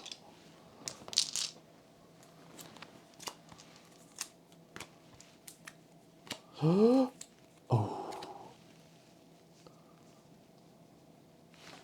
We can roll our dice roll and decide what we do. It's a 5. It's not a wound. Not a failure, sorry. Turn the watcher to face the attacker. Gain a bleeding token. We'll just get rid of this one, I think. No, we'll get rid of this one. And then this one, it's not a critical, but it is a wound. There we'll go, this one. We gain a bleeding token. And then it's a wound. We'll do this one. So we were 8, so we're going to be down to 4 at this point, if assuming we don't roll a 1. Shouldn't have said that. We won't. Gain another bleeding token. He's down to 4 wounds, and we've lost 4 survivors. And Cucumber's got 3 bleeding tokens. But Cucumber's act is over. She's dashed and surged. It would have been great if she had a free surge. Super Dense doesn't matter to us. So now, do we get a bleeding? Get rid of those bleeding tokens. Who's got that? Our Osteophage. Osteophage with the Assassinator. Yep, let's go with the Assassinator. The Osteophage survivor is going to dash. And we are going to summon a retinue as well. 1, 2, 3, 4, 5. 1, 2. The retinue is going to appear on the board and move to here. She's going to swing with the Assassinator. She's going to hit on a 2+. And if she rolls a 10, it's a perfect hit, and she gets to roll another attack. She rolls a 1. She will surge. It's a 6. It's not a fail. So we cancel the reaction on this because we have Qatar Mastery in the settlement. This Assassinator is Strength 12. Which goes to 16 plus 6, 22. So we're 3+, or maybe 2+, but that's an 8, which is a wound, but it's not a critical. It's down to 3 wounds. Now, the question is, do we go for it with the Lance of Longinus? Sure, let's do it. The Lance of Longinus will dash.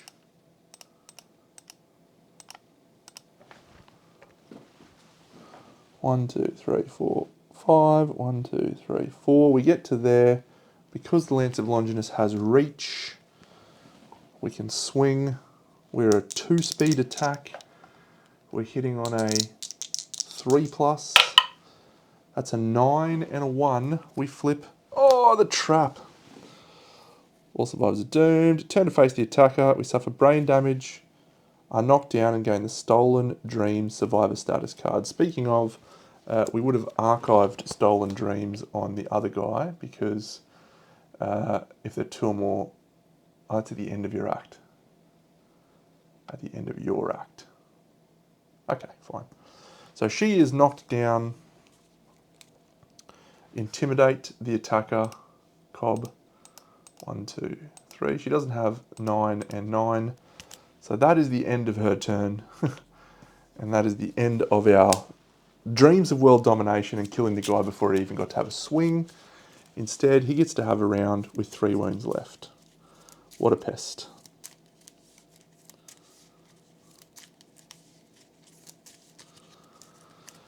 He draws an AI card, and what does he do? Whenever a watcher collides, they suffer 1 brain damage and damage to the head that ignores armor. At the start of each monster turn, all survivors in the Void Nexus suffer bash, perform basic action. Well, that means everyone's knocked down. Yeah, what an idiot. Stop being a fighter. The furthest survivor. Okay, so that is going to be Cobb.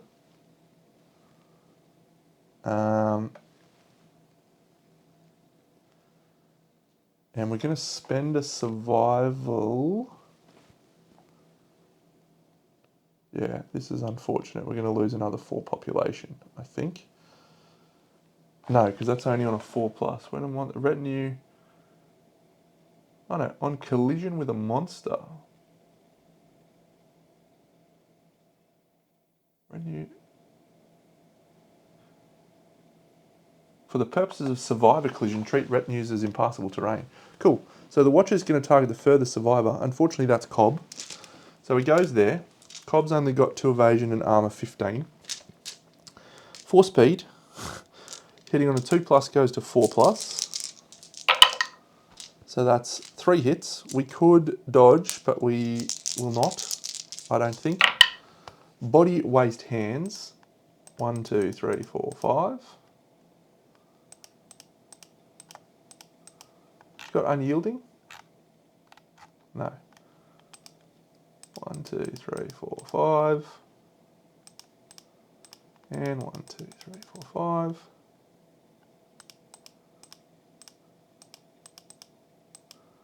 So that's the end, and then he suffers knockback 10. He's already knocked down. She's already knocked down.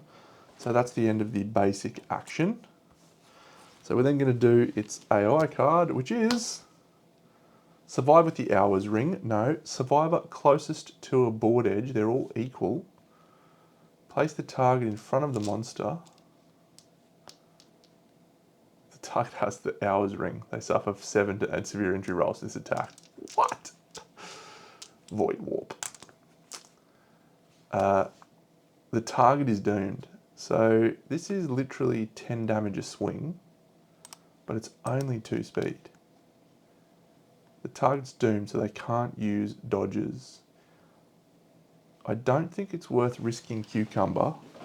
If he rolled 10-10, which has happened to me on occasion, and then rolled the same location, it would be a severe injury, and that would be suboptimal. We gain the Stolen Dreams status, so I reckon our best bet here is actually just to take this on someone else, and the person who is the most logical to me is Cobb again. So Cobb's going to take this attack. 4 and a 9, so that's 2 hits. We can't dodge because we are doomed. So these both go the waist and the head, 10.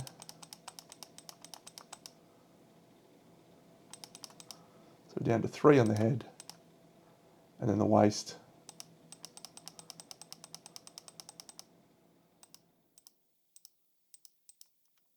Severe injury and knocked down, but we're already knocked down. So that's all. Cobb's going to do her turn. She's just going to stand up at the end of her turn. And that's because she has a retinue and a survivor next to her. So she stands up and she discards the Stolen Dreams card. We'll do the other guy. He will stand up at the end of his act. And that is the end of his turn. Let's do our Qatar wielder. And I think Cobb can spend a survival to dash, because it's her retinue, I think. I'm not sure whose retinue it is, but 1, 2, 3, 4, 5. She'll go to here, and we'll swing with the Assassinator. It's 2 speed. 3 and a 4 is 2 hits. There's a reflex, and there's a failure. We can cancel the reflex. So we will cancel the reflex. 5 is a wound, so he's down to 2 wounds. And there's a Void Hood. 5 is a wound, he's down to 1 wound. We have no reactions left. The safest option for us is actually to surge with that survivor.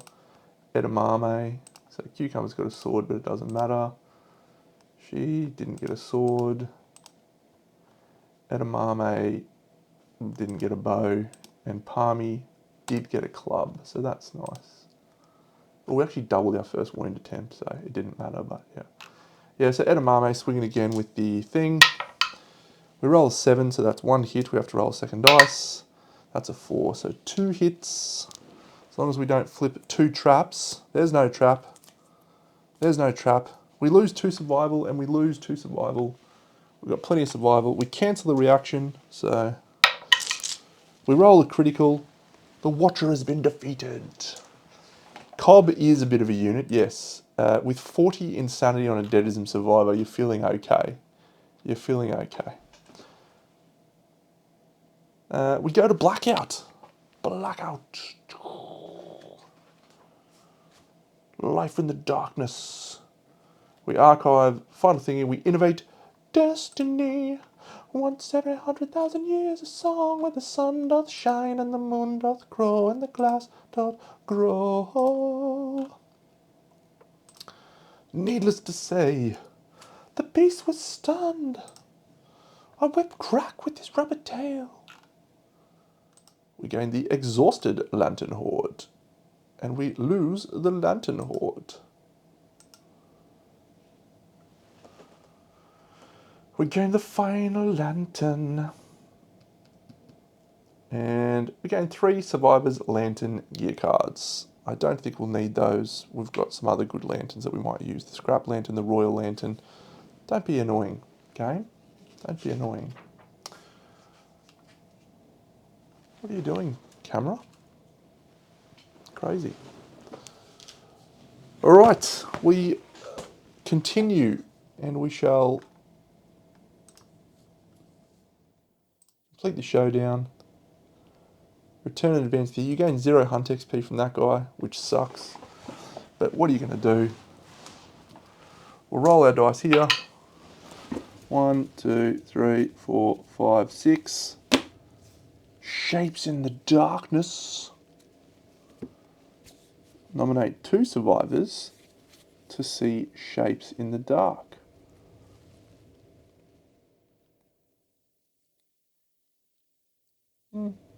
Don't think anyone can die there. Oh no, there is.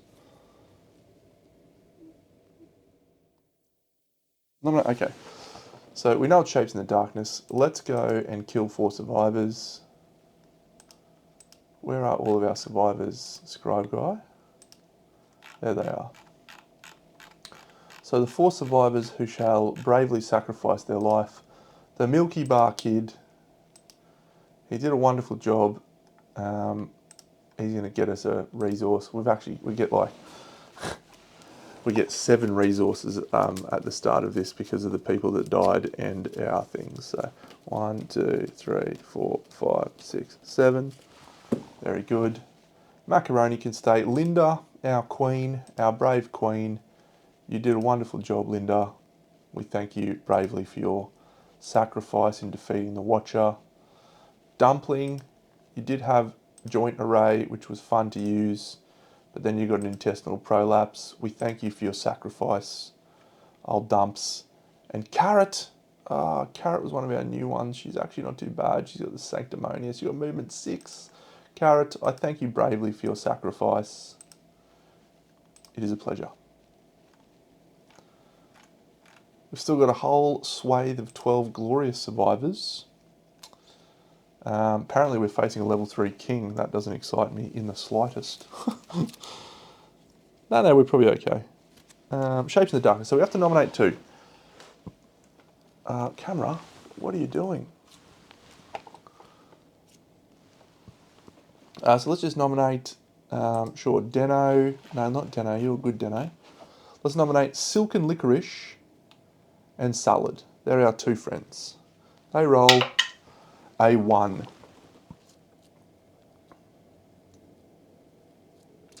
Yeah, so we'll use Salad's lifetime reroll into a 2. So they're both dead. Salad and Silken Licorice. I was actually so happy Silken Licorice has got 2 luck. Why did I send her? That's dumb, Deno. You could have sent Ego. Could have sent Macaroni. Silken Licorice and Salad. Dead. Confirm. Can't re-roll a re-roll, so you probably could. But we won't. That's fine. Dead.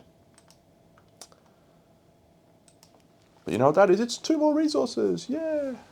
Yeah, the camera's had enough tonight. This is my backup bad camera, so I love juice and a perfect organ. Well, I reckon we might have some babies. Matchmaker, yes.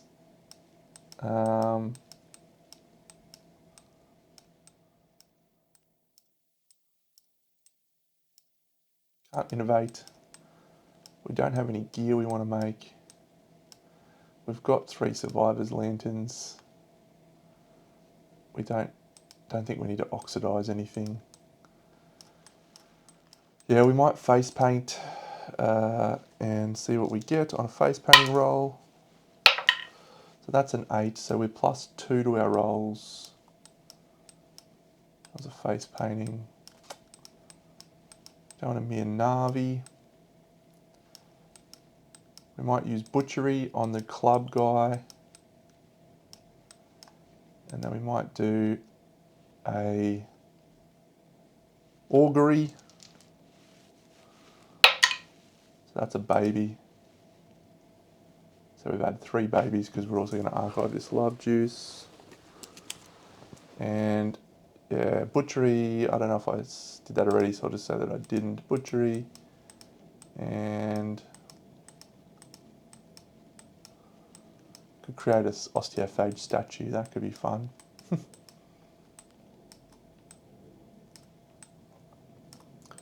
We don't really have any knowledges that are causing us problems. We have a few scrap, I suppose, so maybe we scrap smelt. We just picked up another basic, I suppose. Broken lantern, perfect organ, monster bone, monster bone, monster organ, skull. Someone could gain insanity. Monster hide, monster bone. It's a love juice. Where's our scrap from? I ate that. Got 1 iron. Alright.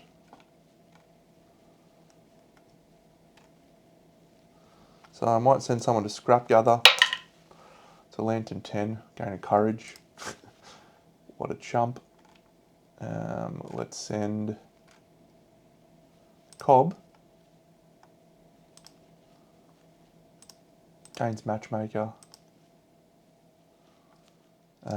Rolls an insight roll. Rolls a 2. That's if you innovate this year. No, that's actually gain an extra endeavour, I think.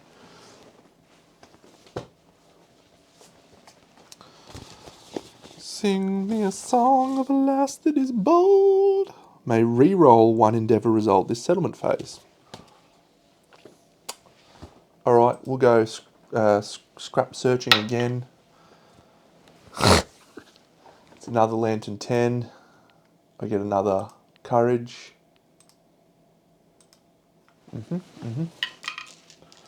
Could re-roll that result?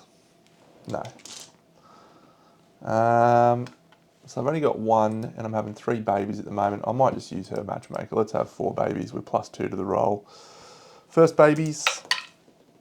It's a 2 and a 5.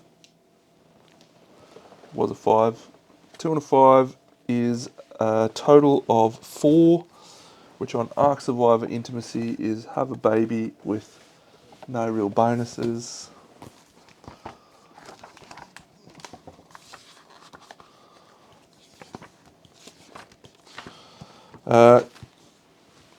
The baby gains a Lumi and we have a grand feast. So this can be starting with H, haggis. Haggis's parents can be club guy and edamame, sure, we want club. Create, good work Haggis. The next babies, that's another 4. Oh yeah, and Haggis gained a strength too. That's another baby. We had a grand feast, so gains a Lumi. Another baby, that's another female. Their name is V. What's another food starting with V?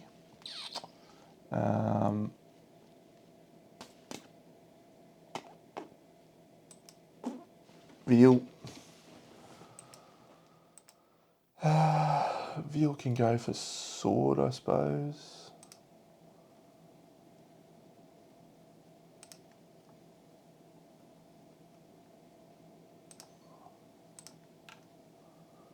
She gets a strength as well. Next baby. That's a 3, which is a 6.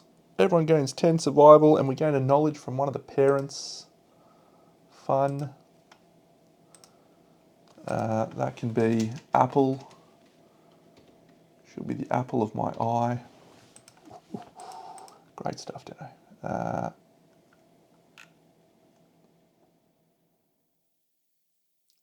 Army. Giving out your club. And there you go. So she can gain a knowledge from a parent. So let's actually choose this more carefully. What knowledge do we want to give her? Probably unyielding, actually. So, yeah, cucumber. Create, and you can gain unyielding.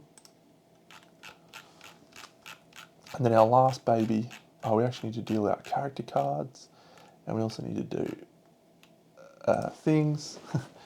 Our last baby, it's another 4, so that's just another strength and a Lumi. It's all good, just some new babies is what we needed. It's a male. His name is Pi.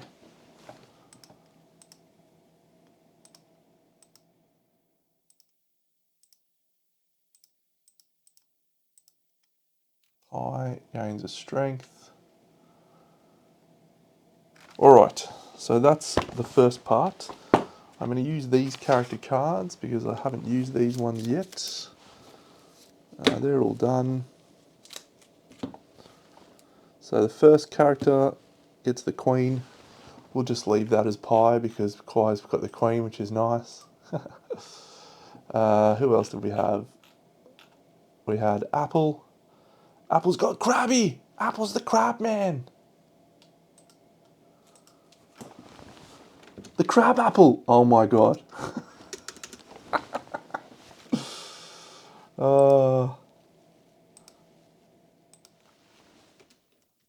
Crab apple, the crab woman.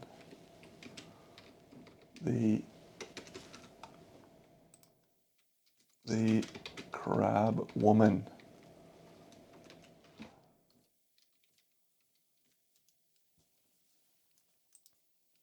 Right. Next person gets the parent. Ridiculous ability. Haggis is the parent. And the last one flips the dark. Oh my god, Veal has the dark as well. I love it when I do that. That rustles my jimmies immeasurably. Okay. They all have to get philosophies as well. But we're going to spend plenty of Lumi and we're going to just pick the philosophies we want. Basically, we can do that. So I think we want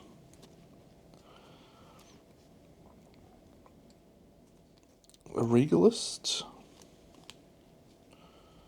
Do we need to level up any of the others? A Lanternist doesn't really help us at this point. Deadist, we want a Deadist, but we got that other Deadist. So we'll just go Gourmandist. What's the dark? When you attack, increase the range of your perfect hits. So I think you can be a Regalist. Oh, we want you to be the club person.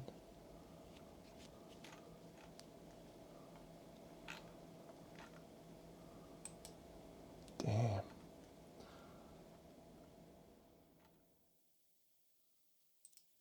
Parent. Yeah, so you can be a Regalist.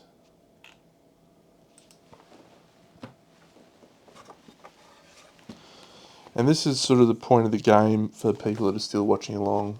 Cam, Match Fixer, Scarabost, if you're still there. Where the game just kind of breaks us down a little bit. Because you kind of just have, well, I do, unlimited resources to do kind of whatever you want. I think our Lumi situation is about 5 million. 13, 7, 6, 6, 7, 22, 3. You can just spend Lumi to basically do whatever you want. So it's kind of a bit silly. Crab apple. What do we want crab apple to be? Let's be a gourmandist with crab apple.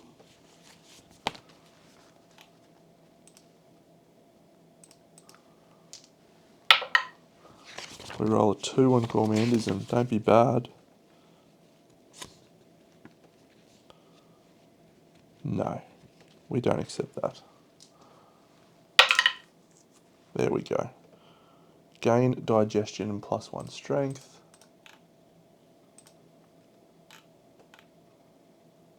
And lose your reroll. Crab apple. Why'd you lose your reroll? Last two, we're not going to worry about naming them, so we don't have to give them things as yet. But that's fine. So, who do we send out on this hunt? It has to be a level 3 monster. Do we want to hunt the king, or do we want to be a little more careful? Cucumber can obliterate the king pretty comfortably. We're out of endeavours. Population 14. I think we gain our survival limit back that the pariah stole from us, so we're a nice round 20.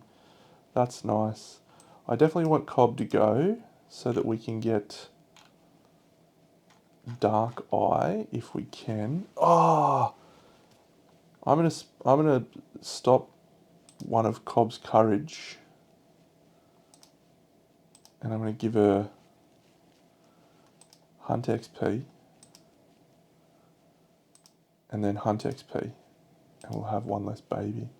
Because I want to level up Deadism, so let's level up Deadism instead of doing that. Because if we can get Dark Eye, I've broken the game. Level 2 is Dark Eye. Alright, so this is a huge roll. 3 to 7 gets us Dark Eye. Deno. That's a 6. Thank you very much. Dark Eye. Cabo, Cabo. Cabo, oh, oh. You get Dark Eye. You get Dark Eye. We need to level up Dark Eye. I didn't realise we needed to do that. On a perfect hit, gain of progress.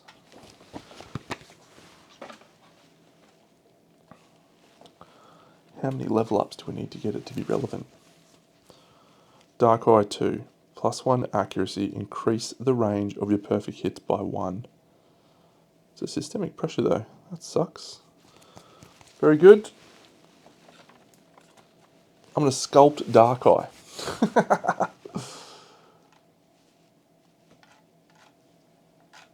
That's tremendous. Tremendous. We can use the wrought longbow with that person. That's a great call. Alright, Cobb's going. Edamame can go. Parmigiana can go. And Linguini can go. So we'll keep our best survivor at home for this showdown. Is it a king, Dano? I kind of just want to get to the Brawl, Nico and Seer showdown. Maybe we should just fight some antelopes. Is that piss weak? I don't need anything else from the king.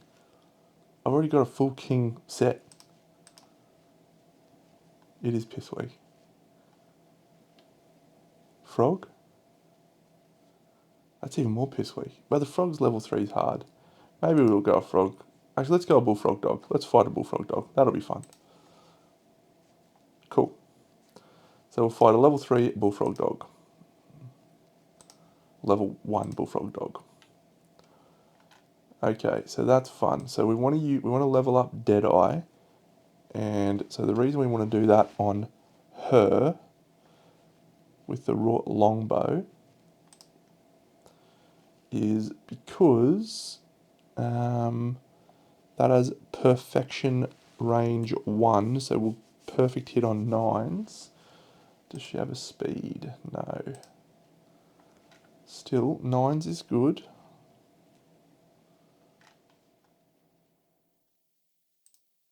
Edamame is our bow specialist though. But we're going to wield the guitar anyway, so... Yeah, let's change him to guitar. He would have got a point in the last showdown. Osteophage.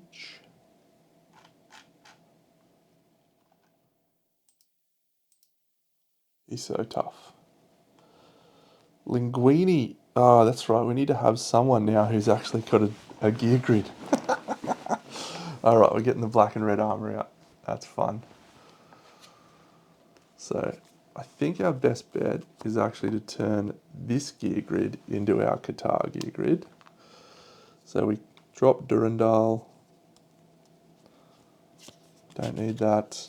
Everything else can stay. The Assassinator doesn't need that strength deno, so we'll keep the Supreme Stew off that. And we need the final lantern actually, don't we? Yes, we do. And some other lanterns.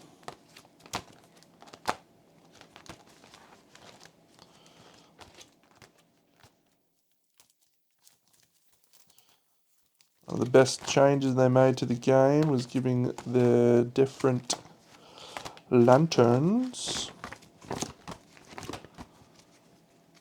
Exhausted Lantern Horde, where are you?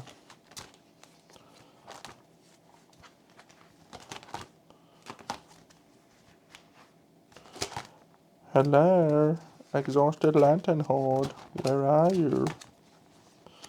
I reckon that's in the other thing, isn't it?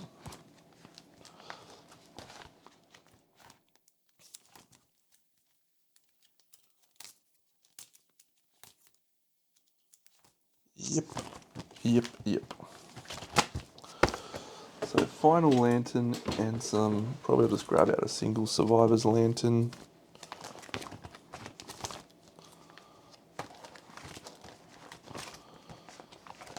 I got so much stuff for this game, it is very, very cool and also horrifying.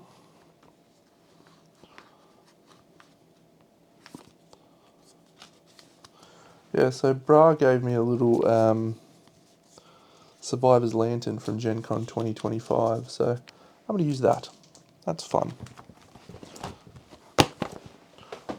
But I set fire to the rain, watched it pour as I touched your face. When it felt and right, I knew that was the last time. The last time. Oh no. So the MIDI can still be worn by our Osteophage, because that is an item. Festival Bone Mask, so that's fine. We can still wear the grease. We just need a blue up. So if we instead a blue up, and this gear grid, what are we doing over here? Yeah, we're going Assassinator, aren't we, over here?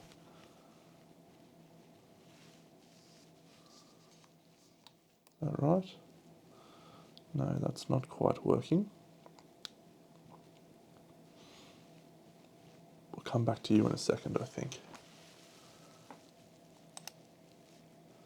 So Parmigiana's gear grid is not changing, except we need a lantern. Stupid lanterns, man. I don't think we need the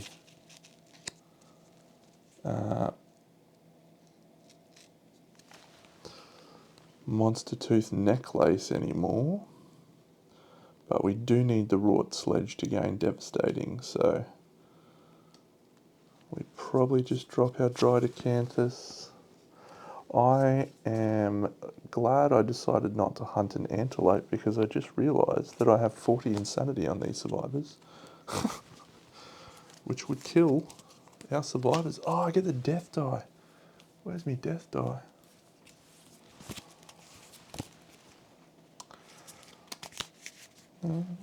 No. The Watcher is a disappointing nemesis monster. Is that a fair statement? I'm not sure. I just have a tendency to feel underwhelmed whenever I fight him.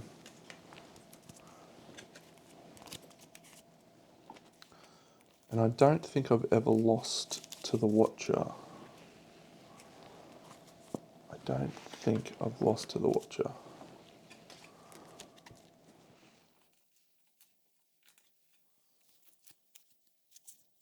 He literally got one turn.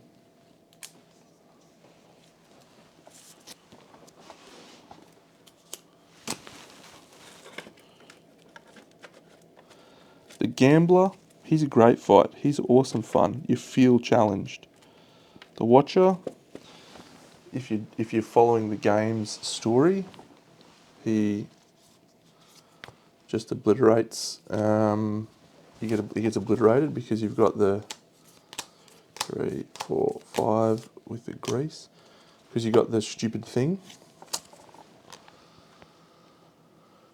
So this person's got osteophage,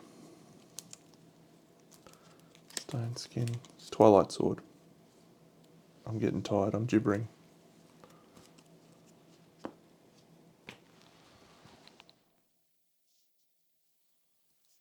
So we need a Horripilation die.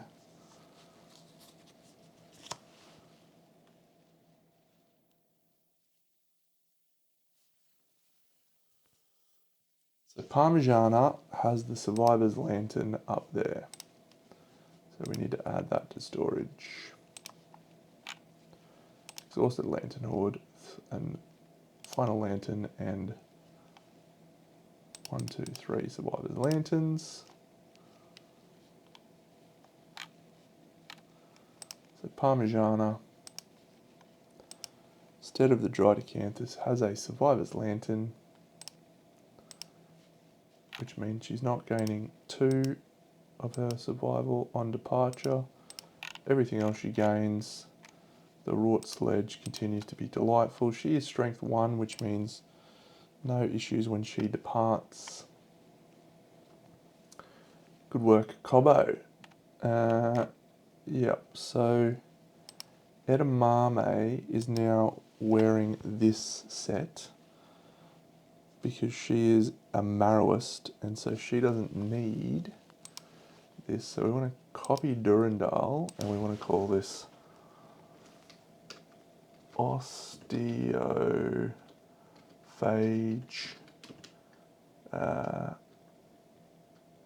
Festival. Sweet. So this, we don't need the Supreme Stew. We'll save that for someone else. We'll tweak that in a second. That's like the least important one. So Cobb, we wanted to give Cobb the bow, didn't we? To try and gain the perfect hits. So the best way for us to do that is actually just to straight up give that bow to her because she doesn't need anything else. Grimace and Guillotine's fine. That's all good. That's strength. Her strength is 2. So yeah, that's fine.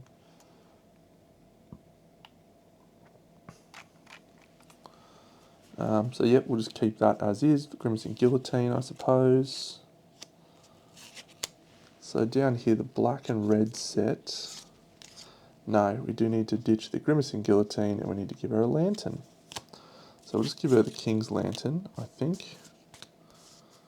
The Royal Lantern, so the monster starts a lot closer. Very nice. Okay, so this is a black and red armor set. So that's a down green. That's an up green. That's an across. Black and red tonlet. That can go there. That can go there.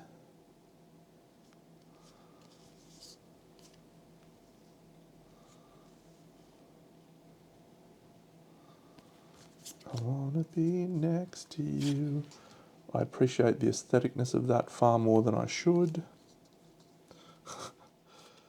But that might not be the best option anyway. We might need this. The final lantern probably goes there, doesn't it? So that's a blue and a green up. I reckon that is a better situation. Maybe? No.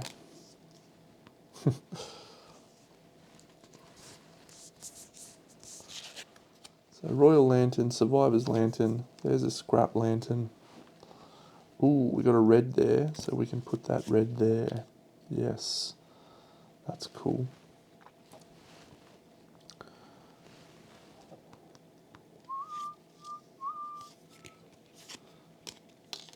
Okay, so we want a luck charm here. We need a grease. So that's all good there.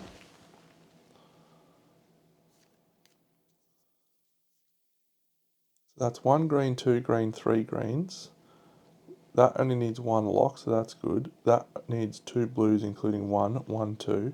That needs 2 blues, so that's a lock. So that's everything activated on that gear grid, which is great.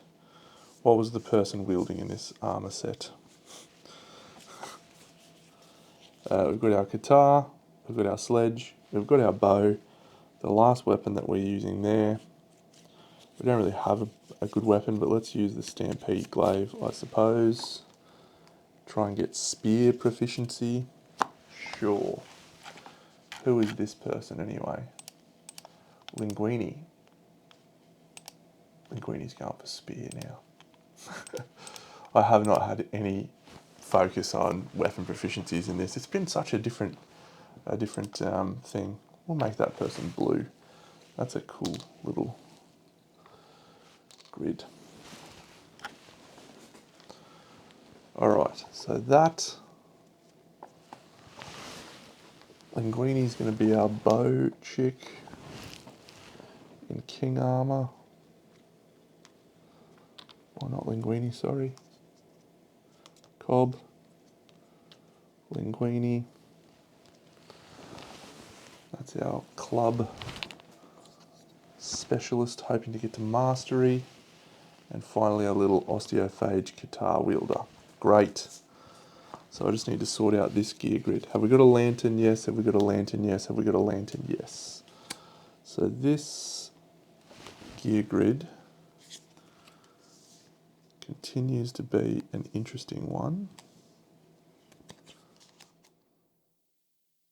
Oh, that is so close to being perfect. So close. What about if we do this? Frog Doggles and this. Does that work? The grease makes us stinky, but I reckon we're okay with that. I'd prefer to have that. Would I? Than the grease? No, I think I'd prefer the grease. Strength doesn't look like a problem, really. Okay, we've sorted our gear grids.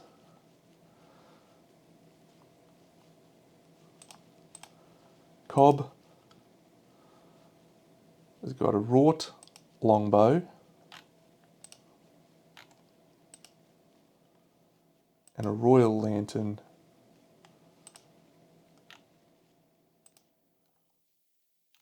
She's wearing Death King armor. She does have a Droidecanthus, so she gains 2 survival when she departs. And that is it. The Death King bow. We're back to going for the bow. And why? So we can level up Dark Eye.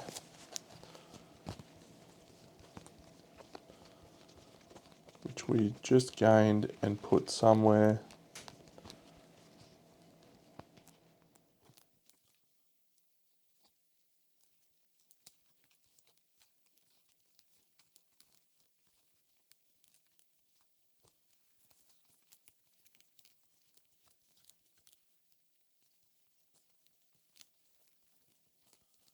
No.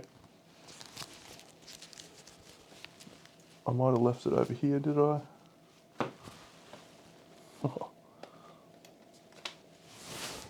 We did. Good work, Dano. That is a 10 out of 10 performance. So yeah, Death Pact, Dark Eye. We don't need Spec Sword. That's all fine. She's got great armor. She's got great survival. She's got great insanity. Perfect. And that's red. Excellent. Green, Edamame down here. Festival MIDI, Frog Doggles, Lucky Charm. The Lantern Festival Mask is going to have this Kingsmith Assassinator. And then a Scrap Lantern. This is a devastating gear grid as well. My goodness. Weapon Crafter, Scrap Lantern. So on departure, this gear grid gains 1 survival from me Scrap Lantern.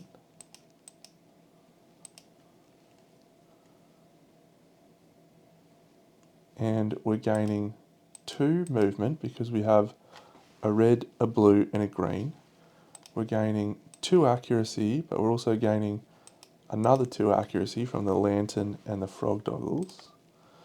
We're gaining 10 strength. No, we're not gaining 10 strength. We're only gaining 2 strength now because we've ditched the meal gear, but that's fine.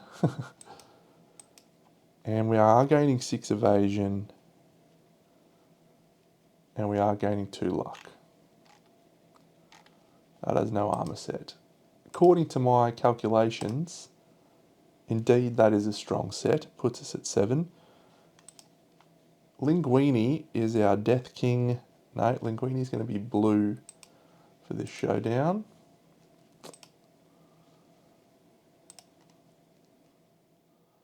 We're taking out 4 girls. No, Cobb's a dude.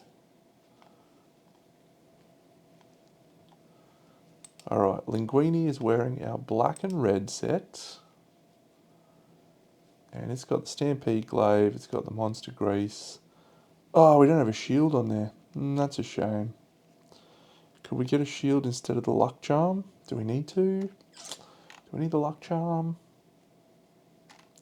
Yeah, let's put a shield on instead of the Luck Charm. Actually, instead of the Luck Charm, let's put this Supreme Stew. Ooh, that is nice. That is nice. Okay, so I'll just make sure those are all roughly in the right spot. So black and red cuirass down here. Black and red helmet there. Black and red waist there. Black and red gloves there. Black and red that there. Monster Grease there. Stampy Glaive in the middle. Supreme Stew.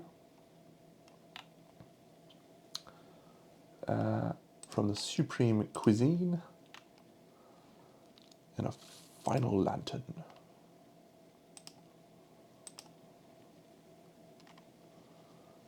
So that is Sure Clothed and Satiated, 4 strength and 4 evasion.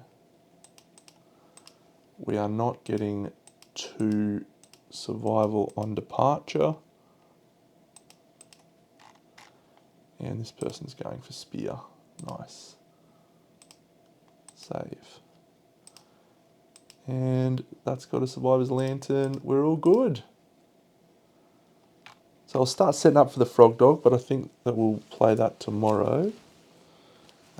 So she's got her knowledges. Edamame's got hers. Linguini, what are your knowledges?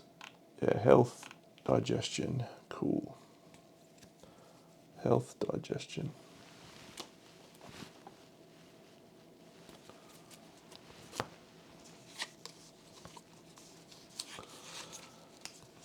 So yeah, what I kind of feel like doing at this point, when I get to this point, is I just feel like skipping some of these quarry fights.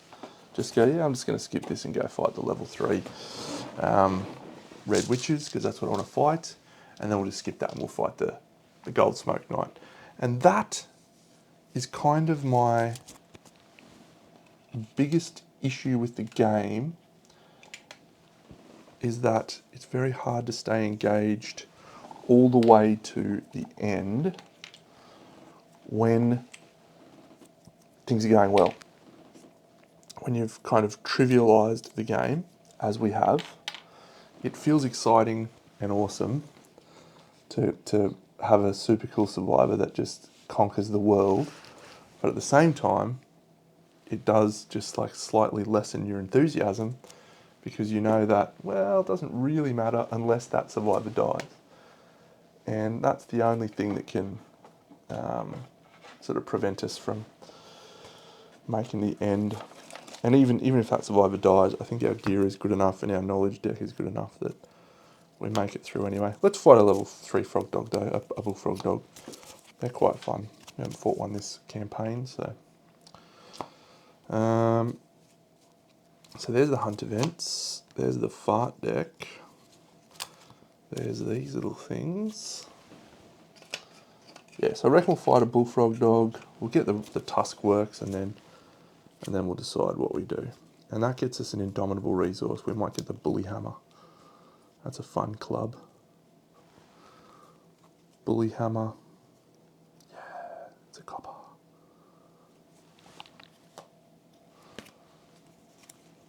More farts. These are the bullfrog dog's hit locations, so those need to go into the deck. And then the bullfrog dog's got his own special things. Yep, so these are the bullfrog dog's cards, and then he has these O's. So he's got 5 O's. So bullfrog dog, foul stench, double sphincter, gaseous bloat, all that sort of stuff. Alright, he doesn't have leap. He does have mature. He does have foul stench. He does have gaseous bloat. He does have double sphincter. He does have mature, bullish charge instead of leap.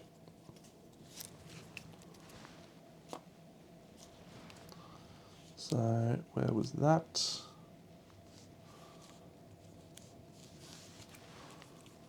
That's all farts. We need a horripilation card just in case, because we do need the death die. Dog doom.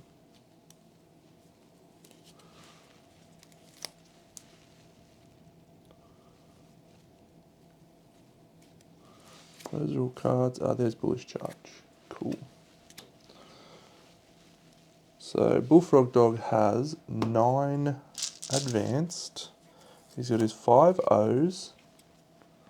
A, B, B, B, B, B, L. And then we'll also add a B, A, L, B, B, B, B, B, B.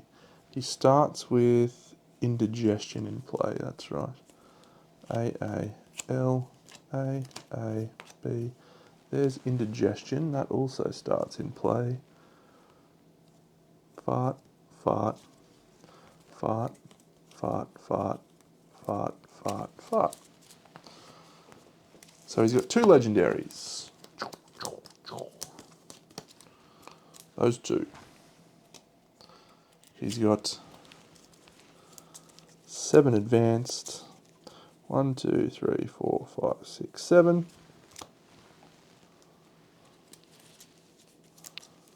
Kind of want my gas mask now. And then he's also got 9 of these.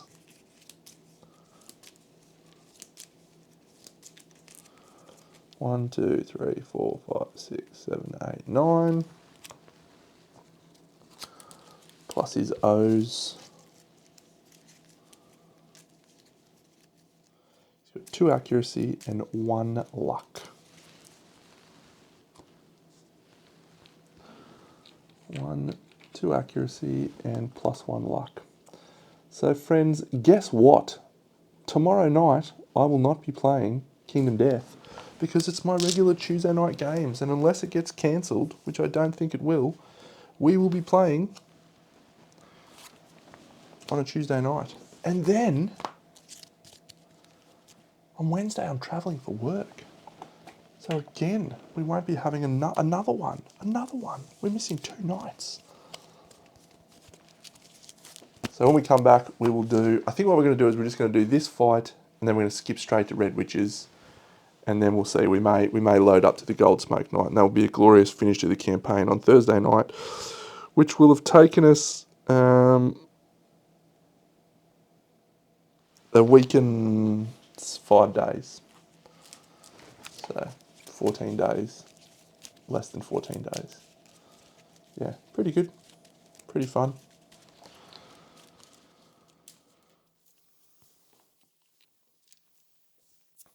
Again, I've really enjoyed it. I love the game. I don't want to... One thing I get cognizant of as I progress with playing this game is I don't want to ruin my enjoyment of the game by overdoing it. I have a tendency to really just flog something until I hate it. That's not true. I tend to go very heavy on something and then don't come back to it for a long time. So I want to just keep this experience fresh and enjoyable.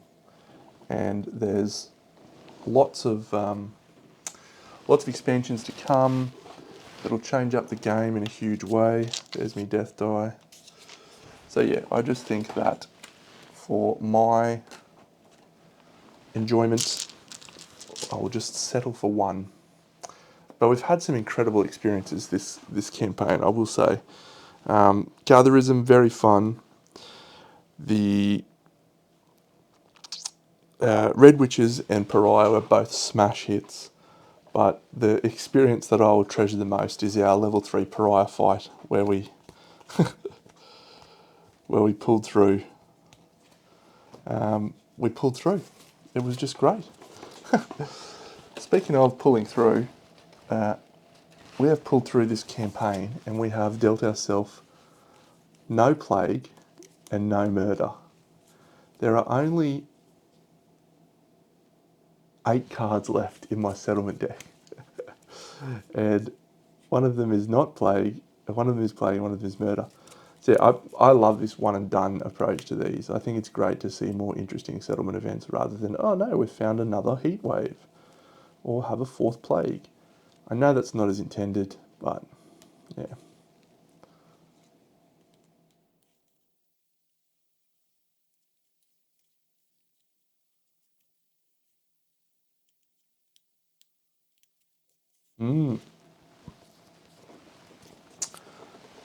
All right, well, we're going to call it a night there.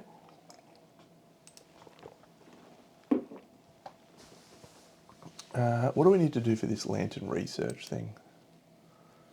Add an attack roll to your attack. Add 1d10 to a move action. Uninhibited rage. I don't need to do that.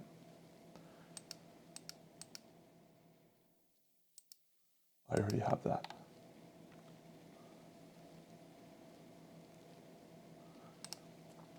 That's cool. I wonder if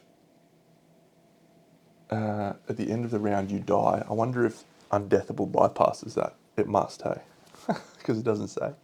This cannot be avoided for any reason. How good.